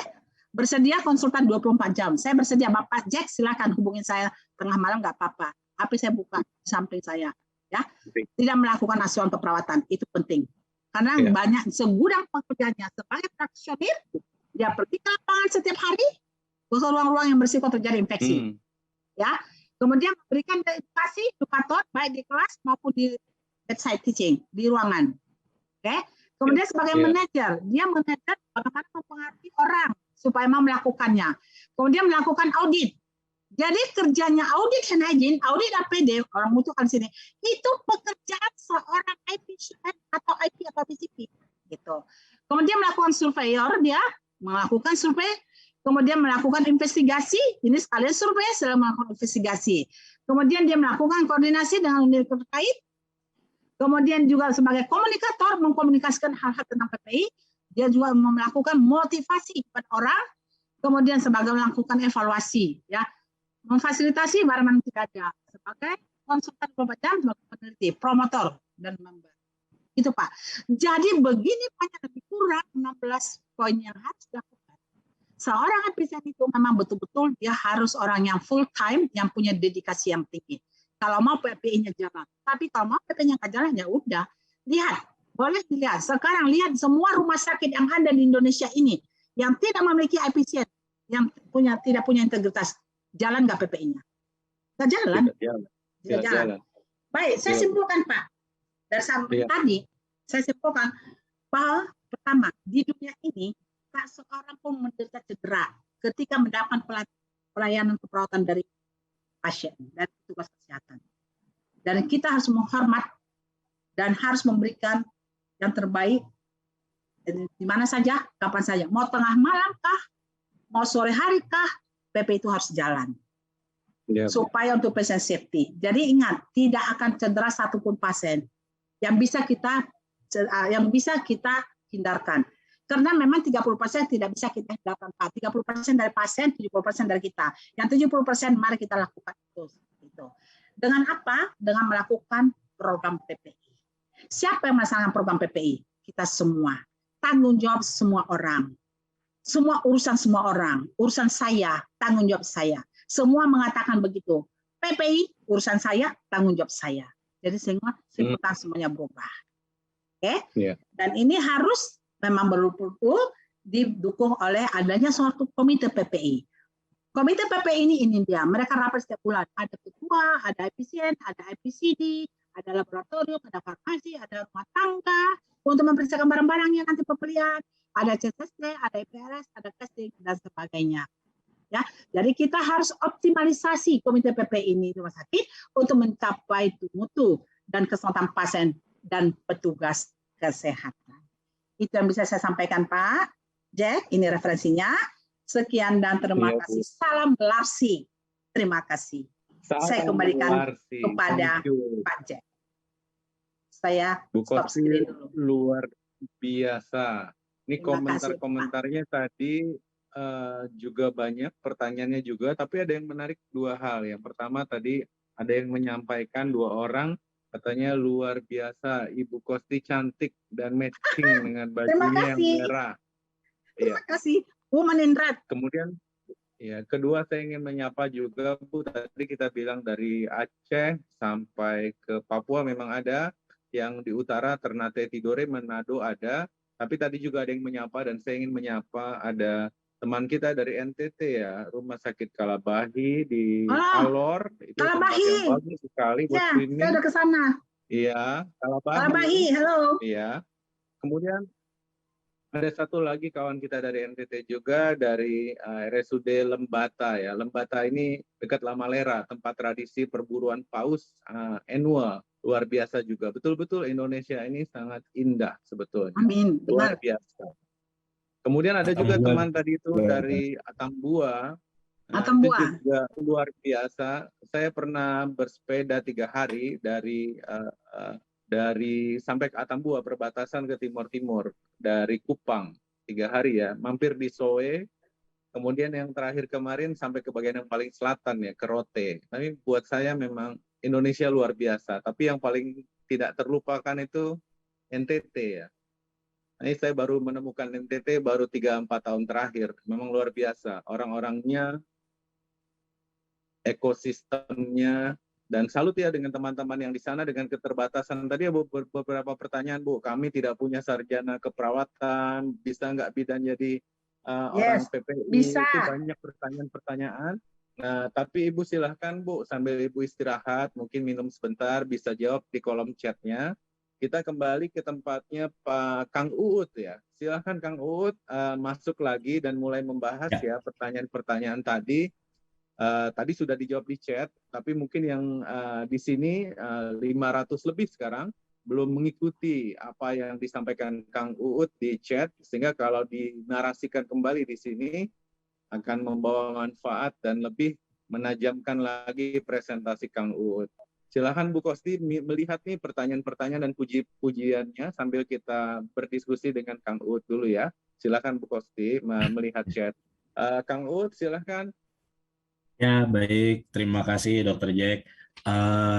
Wah, saya harus minta maaf pertama kali kepada Bu Kosti nih. Katanya tadi dalam slide saya terkait dengan komite yang menjadi mandat bagi rumah sakit. Memang salah satunya ada Permenkes 27 2017. Memang bunyinya agak gantung memang Bu ya. Komite atau tim. Tapi tadi betul yang disampaikan oleh Bu Kosti bahwa untuk rumah sakit yang punya sumber daya memadai, idealnya memang komite seperti di rumah sakit besar kelas B atau bahkan rumah sakit kelas C juga ada membentuk komite PPI. Tapi yang lebih penting tadi sudah disampaikan oleh Bu Kosti, kepahaman atau pemahaman para pengampu yang ada di dalamnya, IPCD-nya, IPCN-nya itu memang benar-benar didedikasikan untuk melakukan kegiatan pencegahan dan pengendalian infeksi. Kalau di tempat kami tadi yang Bu Kosti sampaikan tuh, karena kita rumah sakit besar, kita komite PPI-nya bukan hanya PPI jadinya Bu Kosti, komite PPI PRA namanya. Pencegahan pengendalian infeksi, pengendalian resistensi antimikroba. Ya. Terus kemudian di dalamnya ada subkomite PPI, ada subkomite PRA, tapi ada tim juga, betul Bu Kosti. Kita punya tim banyak, tim PPI tiap unit ada, tim PPI laboratorium, tim PPI rawat inap dan seterusnya. Tapi itu sekali lagi menjadi PR bagi setiap rumah sakit dengan keterbatasan atau dengan kondisi yang ada di masing-masing rumah sakit. Tadi saya melihat di sini ada beberapa diskusi, ada beberapa pertanyaan terkait dengan misalnya Komite Koordinasi Pendidikan. Saya yakin betul bahwa setiap rumah sakit punya peranan yang tidak kalah penting selain pelayanan kesehatannya adalah proses pendidikan, Dr. Jack. Jadi hampir di semua rumah sakit itu waktu saya di Kemenkes, kalau turun ke RSUD maupun juga rumah sakit swasta di daerah, pasti ada peserta, entah itu magang, praktek, ataupun apapun namanya, PKL dan sebagainya di rumah sakit. Perawatkah, bidan, atau tenaga-tenaga kesehatan lain. Itu bagian daripada pelaksanaan tanggung jawab rumah sakit terhadap lingkungan pendidikan, dunia pendidikan, dan juga pengembangan ilmu pengetahuan di bidang kesehatan. Nah, apakah rumah sakit yang seperti, bukan seperti ini ya, maksudnya rumah sakit yang tidak menyelenggarakan pendidikan atau tidak ditetapkan sebagai rumah sakit pendidikan karena tidak menyelenggarakan pendidikan kedokteran, perlu juga membuat komite koordinasi pendidikan, ini memang tidak menjadi kewajiban Bapak Ibu. Tapi idealnya ada unit permanen yang ngurusin ini. Nah, biasanya di rumah sakit itu ada bagian diklit atau bagian pendidikan dan pelatihan gitu misalnya. Nah, bagian diklit inilah yang kita sarankan, unitnya unit struktural ya, kalau bicara bagian kan berarti unit struktural. Bagian diklit inilah yang kemudian ngurusin juga terkait dengan penyelenggaraan pengelolaan kegiatan peserta didik yang ada di rumah sakit, apakah PKL, magang, dan seterusnya, termasuk kegiatan pokoknya bagian diklit rumah sakit. Apa itu? Kan punya perawat di rumah sakit harus di-upgrade tuh setiap bulan, setiap tahun, setiap 6 bulan. Terus kemudian ada tenaga-tenaga lain di rumah sakit, misalnya security, cleaning service, dan sebagainya, yang perlu mendapatkan sertifikat BHD, perlu menguasai panggilan code pling, code blue, code red, dan sebagainya. Itu kan perlu pelatihan ya, perlu pelatihan yang dijalankan secara rutin oleh rumah sakit. Nah, itulah yang dilakukan oleh rumah sakit. Ada bagian atau ada bidang, ada seksi atau ada apapun namanya, bagian diklit tadi, pendidikan. Kalau rumah sakitnya lumayan punya akses terhadap institusi penelitian atau institusi pendidikan yang biasa melakukan penelitian, gabung saja menjadi bagian pendidikan dan penelitian. Nah, apakah perlu ada komite etik penelitian di rumah sakit yang tidak yang kegiatan penelitiannya volumenya atau frekuensinya tidak terlalu banyak gitu ya, tidak terlalu banyak. Nah, ini juga tadi saya sampaikan bahwa hal-hal seperti ini menjadi tidak wajib gitu, tidak harus ada komite etik penelitian. Kenapa? Karena kan komite etik penelitian pada umumnya itu nempel dengan institusi pendidikan kedokteran ya, Dokter Jack ya. Jadi contoh komite etik penelitian kesehatan Rumah Sakit Cipto FKUI, komite etik penelitian Rumah Sakit Sarjito UGM, rumah sakit komite etik penelitian Rumah Sakit Erlangga Rumah Sakit Sutomo FK Erlangga gitu dan seterusnya. Sehingga komite etik penelitian ini memang bukan juga menjadi satu kewajiban gitu di rumah sakit untuk keberadaan komite etik penelitian. Nah, apakah komite etik dan hukum tadi bisa melakukan ethical clearance untuk kegiatan-kegiatan penelitian? Kalau memang di rumah sakit tidak ada komite etik penelitian, terus kemudian ada usulan penelitian dari peneliti atau stafnya rumah sakit yang akan melakukan kegiatan penelitian, boleh saja komite etik hukum ini juga membantu melakukan ethical clearance.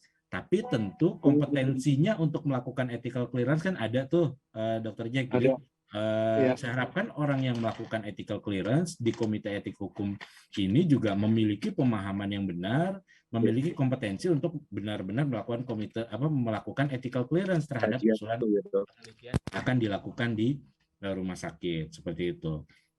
Terus kemudian saya agak cepat, ada komite perawatan, ada komite medis, terus ada lagi misalnya komite tenaga kesehatan dan sebagainya.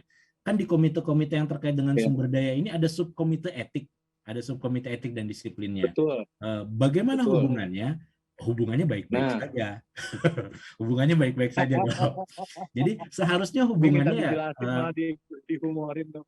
Iya, hubungannya harusnya saling melengkapi, Dok. Jadi kita bicara contoh real case ya, biasanya tergambar dengan real case.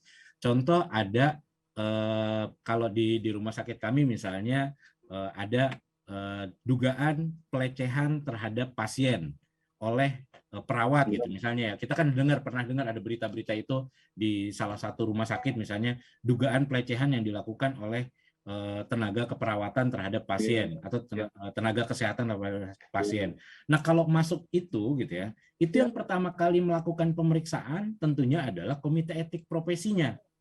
Komite mediknya, kalau dia dokter, kalau dia perawat, komite keperawatannya, kalau dia tenaga kesehatan lain, tenaga kesehatan lainnya.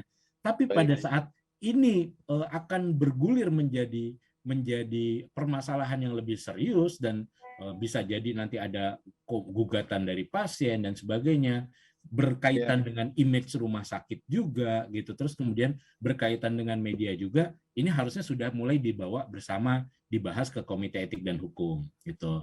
Contoh lagi ada misalnya kalau di rumah sakit itu ada dugaan ada laporan dari suaminya perawat gitu ya, karena diduga katanya istrinya yang perawat itu selingkuh dengan dokter gitu ya, dengan dokter. Ini kan dua nih, ada komite medik dokternya, ada komite keperawatan keperawatnya. Nah, ini sudah langsung dibawa ke komite etik dan hukum gitu. Sudah dibawa ke komite etik dan hukum karena bukan kaitannya dengan profesinya lagi. Bukan kaitannya dengan profesinya lagi, tapi kaitannya dengan perilaku. Dengan perilaku. Tapi kalau yang tadi yang pertama yang dugaan pelecehan terhadap pasien itu masih bisa diklarifikasi oleh komite keperawatannya. Kenapa?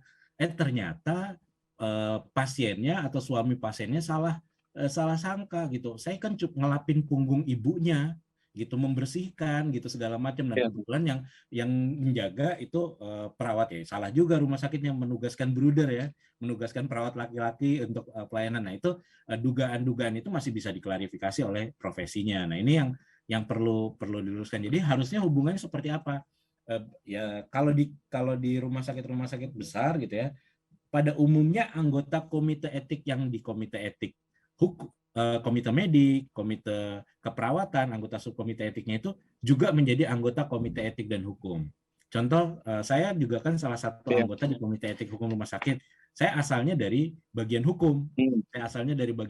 Saya menjadi anggota di komite etik dan hukum. Terus ada teman saya humas menjadi anggota juga di komite etik dan hukum. Ada yang Kepala bagian SDM menjadi anggota di Komite Etik dan Hukum. Terus Ketua Subkomite Etik Keperawatan, anggota di Komite Etik Hukum, Ketua Subkomite Etik di Komite Medis, anggota di Komite Etik dan Hukum. Sehingga memang benar-benar ini Komite Etik dan Hukum itu menjadi cair, isinya kumpulan dari para komite etik dan yang mengurusi terkait dengan etika dan perilaku di rumah sakit. Itu seperti itu. Nah, terus rangkap jabatan. Ada pertanyaan tadi, ya ada pertanyaan rangkap jabatan struktural dan fungsional. Kalau strukturalnya misalnya tadi kepala bagian kepala bagian pelayanan medik merangkap menjadi ketua komite medik, ini pasti akan punya pertentangan kepentingan. Kalau bahasa ininya kan konflik of interest, ya ada pertentangan kepentingan yang sangat tinggi. Kenapa? Karena kalau orang bidang pelayanan medik keinginannya itu pelayanan sebanyak-banyaknya, jam kerja selebar-lebarnya supaya pelayanan rumah sakit maksimal, optimal. Tapi kalau orang komite medik kan harus melihat bahwa ini dokter Jack kan dokter bedah, kemarin habis ikut fellow pendidikan dan sebagainya. Berarti yang dikasih kompetensi untuk tindakan tertentu hanya kepada dokter Jack saja ya, dokter yang lain walaupun sama-sama dokter spesialis bedah, karena belum ikut fellow, karena belum ada kompetensi tambahan, sehingga layanan ini dibatasi gitu. Ada pembatasan-pembatasan. Nah, itu menjadi sulit untuk membedakan gitu ya, untuk menjalankan tugas sebagai komitenya secara profesional ketika dijabat oleh pejabat struktural yang punya pertentangan kepentingan.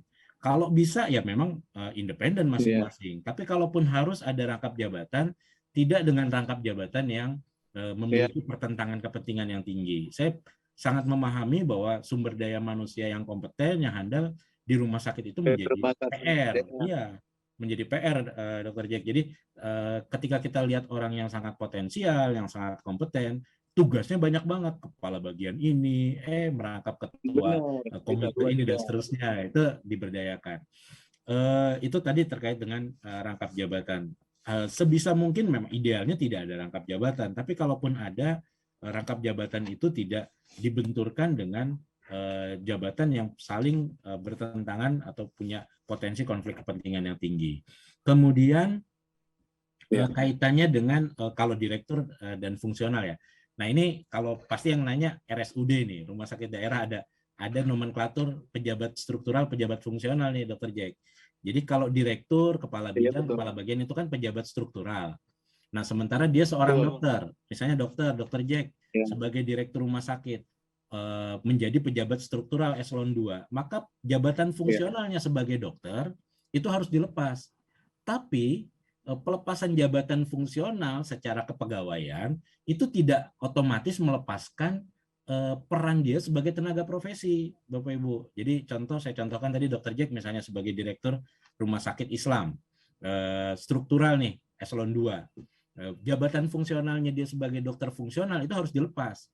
Tapi Dr. Jack masih tetap boleh melayani di rumah sakit. Kenapa? Karena SIP-nya hidup, STR-nya hidup gitu. Kecuali SIP dan STR-nya dimatikan gitu, dibekukan gitu. Jadi itu yang perlu kita pahami Bapak Ibu. Fungsional secara personal tadi, fungsi dia sebagai dokter tetap bisa dijalankan. Tapi jabatannya ditutup gitu kan, jabatan fungsional dokternya dibekukan dulu, ditutup dulu, dia lakukan tugasnya sebagai pejabat struktural, sebagai kepala bidang atau kepala bagian gitu ya, karena ditugasi oleh pemerintah daerahnya sebagai kepala bidang atau kepala bagian, tetapi dia sebagai dokter, sebagai perawat, sebagai apoteker tetap bisa menjalankan profesinya dalam tanda kutip. Sehingga itulah yang ingin saya sampaikan bahwa pertentangan peraturan perundang-undangannya mengharuskan seperti itu, nggak boleh dia sebagai direktur rumah sakit eselon 2B terus tetap juga sebagai fungsional dokter, jabatan fungsional dokter, nggak boleh, memang betul nggak boleh. Tapi kalau dia menjadi dokter tetap ada punya jam praktek misalnya, jadi direkturnya kan sampai jam 4 sore ya, Dr. Jack ya, jam 4 sore dia ada jadwal poli, rumah sakit itu bikin poli swasta gitu, mulainya jam 4:30 sampai jam 9 malam, praktek boleh gitu. Atau operasi pasiennya di hari Sabtu pagi nih, Sabtu pagi nggak ikut hadir talk show karena harus ada operasi, boleh dilakukan gitu. Atau di jam kerjanya itu juga selama dia bisa mengatur, kewajiban dia sebagai direktur bisa tetap berjalan, itu sangat-sangat memungkinkan. Barangkali itu beberapa pertanyaan yang saya lihat, Dr. Jack. Nanti kalau ada raise hand dari peserta atau ada pertanyaan lagi yang muncul, saya bisa jawab. Oh, satu nih yang perlu saya jawab juga. Apakah ketua komite etik hukum harus sarjana hukum? Wajib nggak? Nah,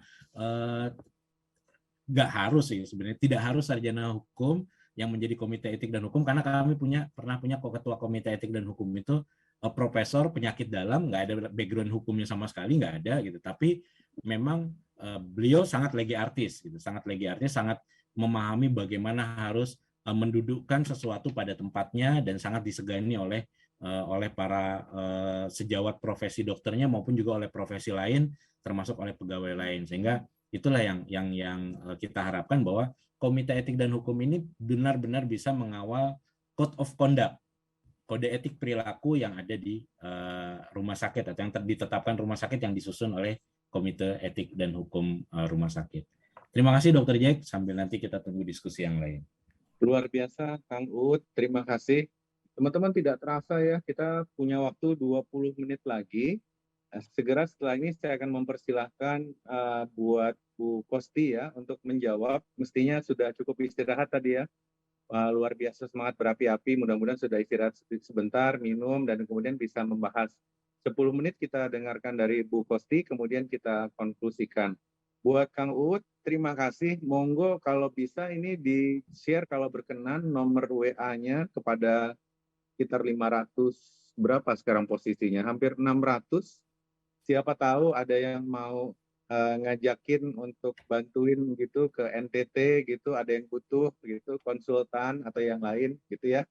Silahkan Kang Uut. Boleh, baik. Bapak Ibu, kita beralih ke Bu Kosti ya, yang tadi pertanyaannya juga cukup banyak dan cukup intens. Waktu dan tempat diserahkan kepada Ibu Kosti kembali. Silakan Bu Kosti. Baik, terima kasih Pak Jack.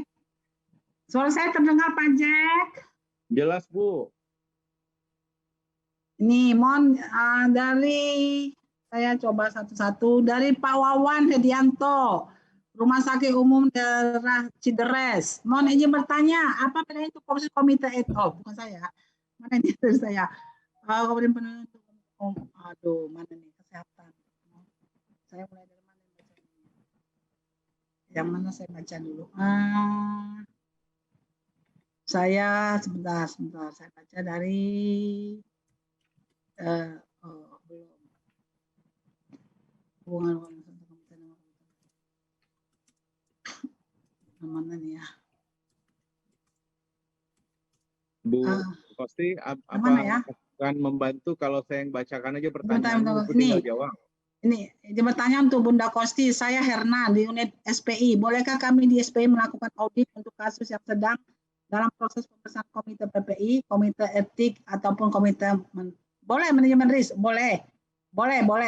Ya, misalnya ada ini dalam rangka adanya kasus tentang pemeriksaan komite. Boleh. SPI itu memang harus melakukan audit ke komite PPI, gitu ya. Jadi saya dulu waktu di harapan kita masih aktif, SPI itu datang melihat saya punya pekerjaan komite PPI, boleh. Untuk Ibu Herna Oktaviana, boleh. Dan harus, bukan boleh, harus.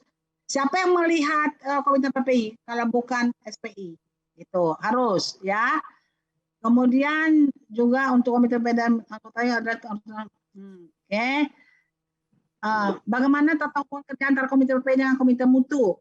Komite mutu. Bagaimana tata kerja antara komite PPI dan komite mutu? Komite mutu itu kan banyak. Salah satunya adalah komite PPI. Mutu itu bukan hanya PPI, banyak sekali ya.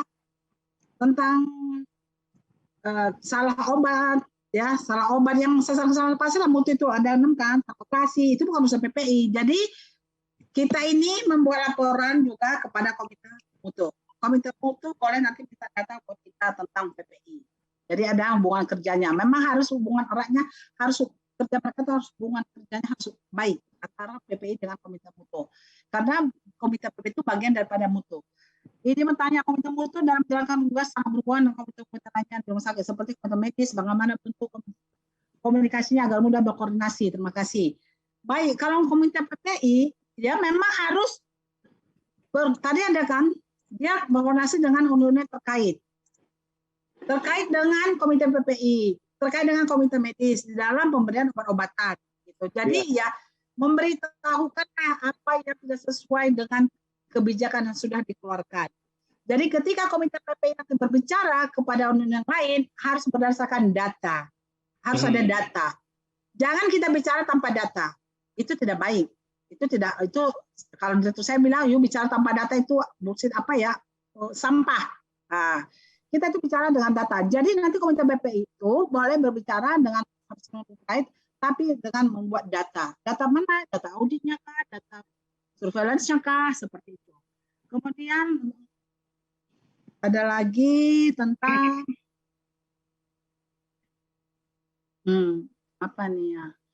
Bagaimana tumbuhan tanah kerja dengan mutu lain? Ibu suaranya agak putus-putus, agak mendekat Putus-putus sedikit ya. ke mikrofon. Makasih banyak. Iya Pak. Oke.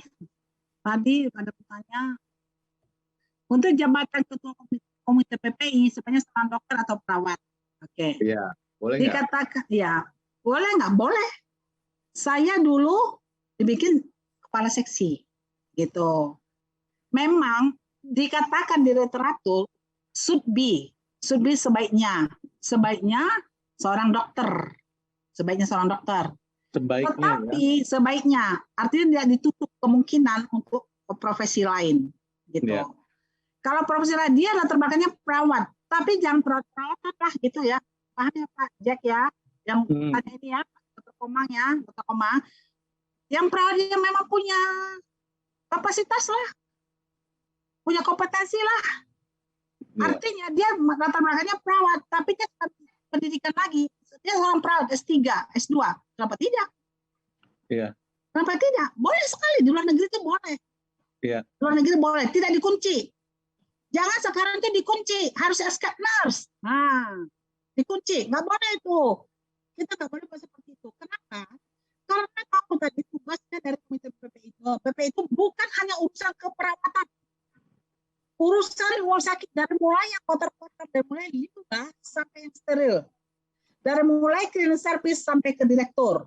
Dia juga pergi ke kamar direktur, lihat lingkungan sana nggak benar. Misalkan dia pergi ke kamar direktur, banyak nyamuk, banyak kecoa, ada itu sekarang lari. Waduh, kalau udah begitu gimana tuh?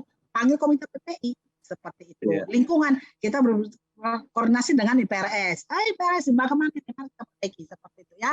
Jadi boleh. Tapi perawat yang sudah mengikuti pendidikan tinggi ya Pak ya. Jangan hanya perawat ya, pendidikannya sudah tinggi. Oke, kemudian patient safety. Apalagi nih Pak yang saya belum saya jawab ini. Nggak banyak pertanyaan buat saya ya. Oke.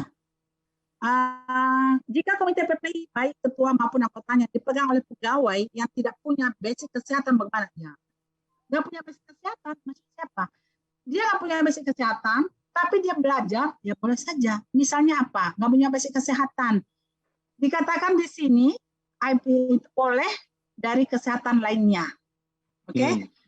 Kesehatan lainnya itu terbaru. Nanti boleh dibaca itu yang dari core kompetensi IPC 2020. Dia boleh dari orang teknik ATEM itu apa dulu? Tentang ATEM boleh, FKM boleh, bidan boleh. Itu orang kesehatan. Tapi kalau dia semata-mata insinyur teknik, ya enggak lah. Yang ada bidang-bidang kesehatannya lain bekerja sakit, itu boleh ya, seperti itu. Tapi bagus lagi kan kalau dia menguasai ilmu itu. Dan perlu saya sampaikan, kita harus menguasai ilmu satu bidang ilmu sampai tuntas, gitu loh. Jangan saya bisa kontrol, tapi saya juga di bagian, saya juga perawat di bedah, saya juga nanti perawat di apa? Ya nggak bisa lah. Dan jangan berbagi hati ya, cuma satu hati, cuma satu aja ya. Tapi dalam mencintai dia seumur hidupmu, ya, sama. Kita harus mencintai, love your job, ya. Do what you love what you do. Ya, do what you love. Kerjakan apa yang kamu cintai. Love what you do. Cinta apa yang kamu kerjakan. Jadi kamu jangan berbagi hati. Mana membagi cinta? Pak J bagi cinta sama orang lain lagi. Enggak full lagi dong sama cinta pertama. Mulai hari ini saya bagi Bu, sebagian buat Bu Kosti. Ya boleh. Cinta saya buat semua orang Pak Jack. Cinta saya buat semua orang. Kalau saya cinta semua orang, saya cintai dong PPI. Itu supaya orang tidak jadi terinfeksi di datang ke rumah sakit saya. Oke, kemudian Alor, I love Alor ya. Saya sangat ingat sekali di Alor ini. Kemudian apa ini? Itu pertanyaan pasti apakah boleh bidan efisien? Mengingat kami minimal SK. Boleh bidan, tapi pendidikan lagi. Ya, jangan bidan. Boleh bidan, tapi pendidikan lagi ya. Enggak pendidikan lagi S1. Bidan kan belum S1 ya. Itulah S1, ikut S2 seperti itu. Jadi menambah wawasan. Artinya dia backgroundnya, saya background saya perawat.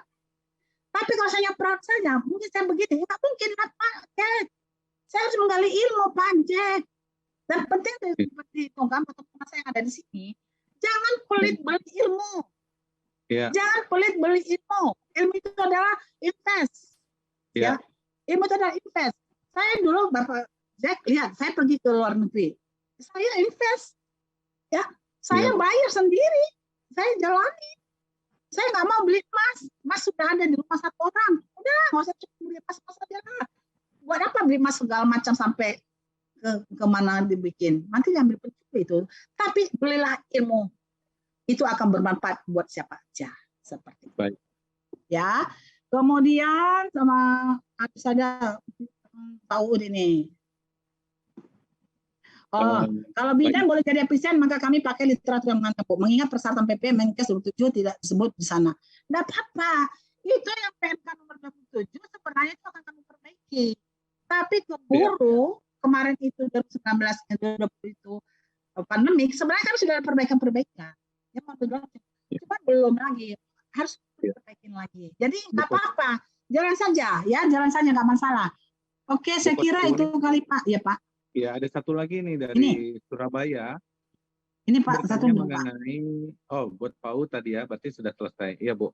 Ya, ini dari Bandung Pak, Tulungagung.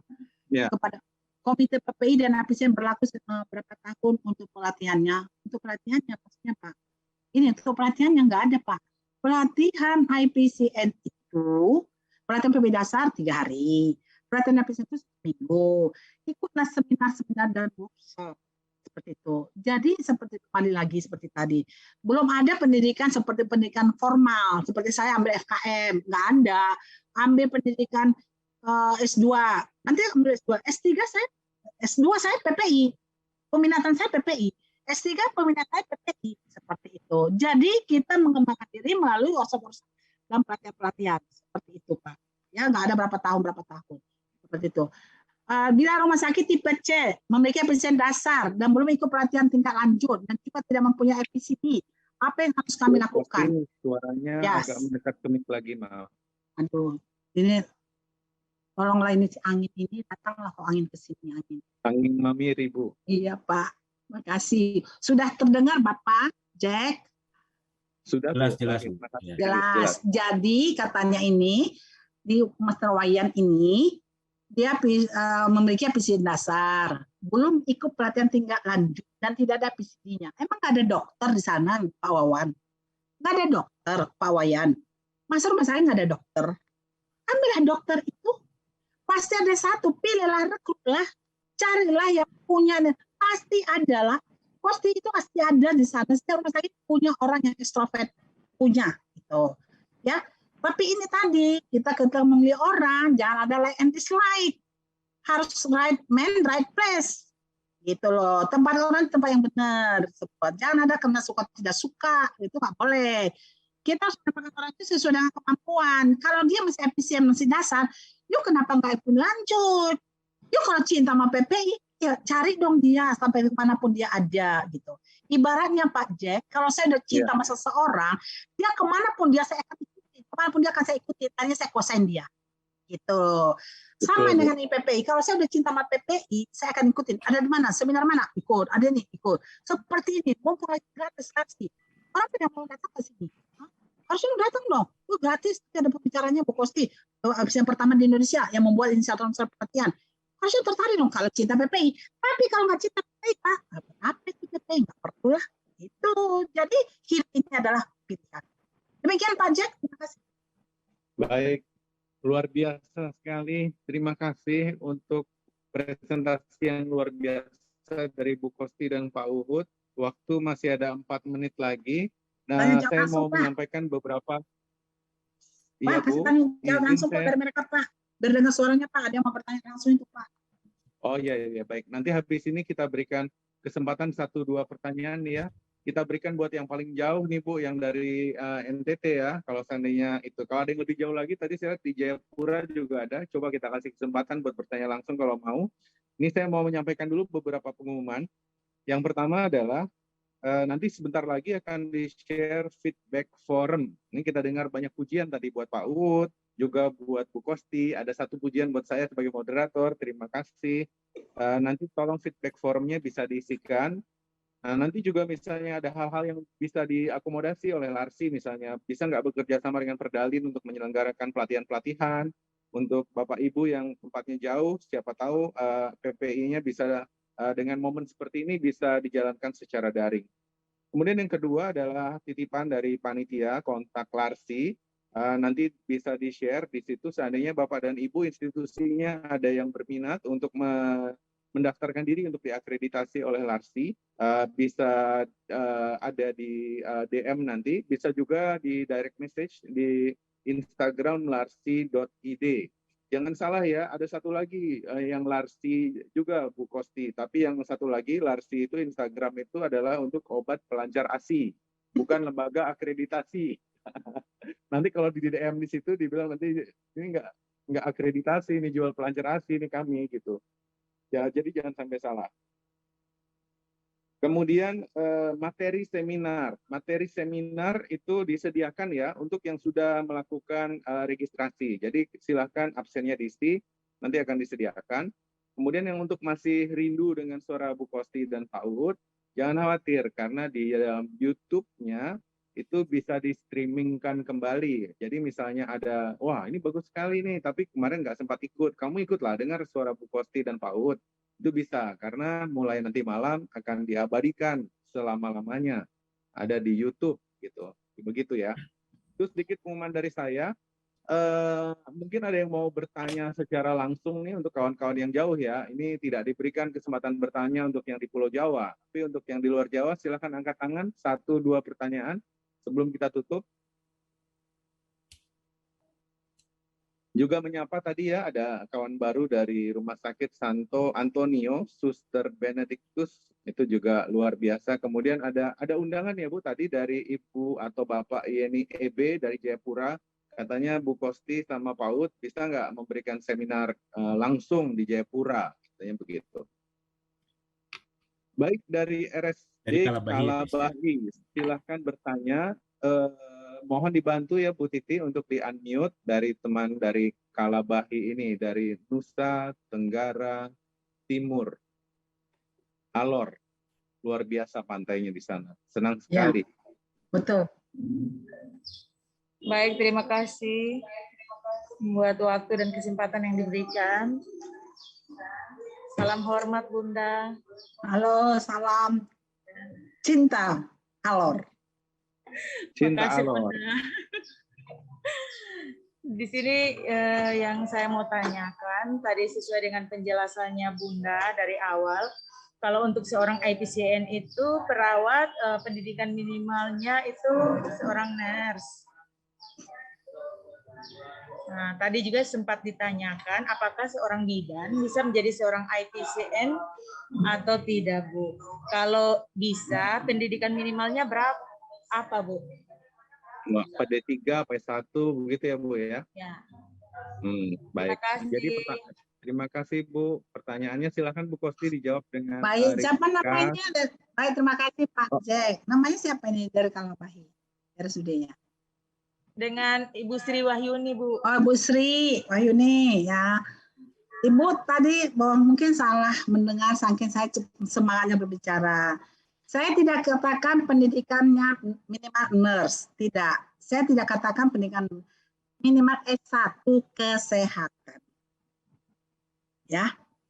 Jadi sesuai dengan yang sudah diutarakan di literatur baik CDC, Center for Disease Control dan WHO bahwa sekarang ini yang namanya itu IPCP, Infection Prevention Control Profesional, minimal dia itu S1 kesehatan.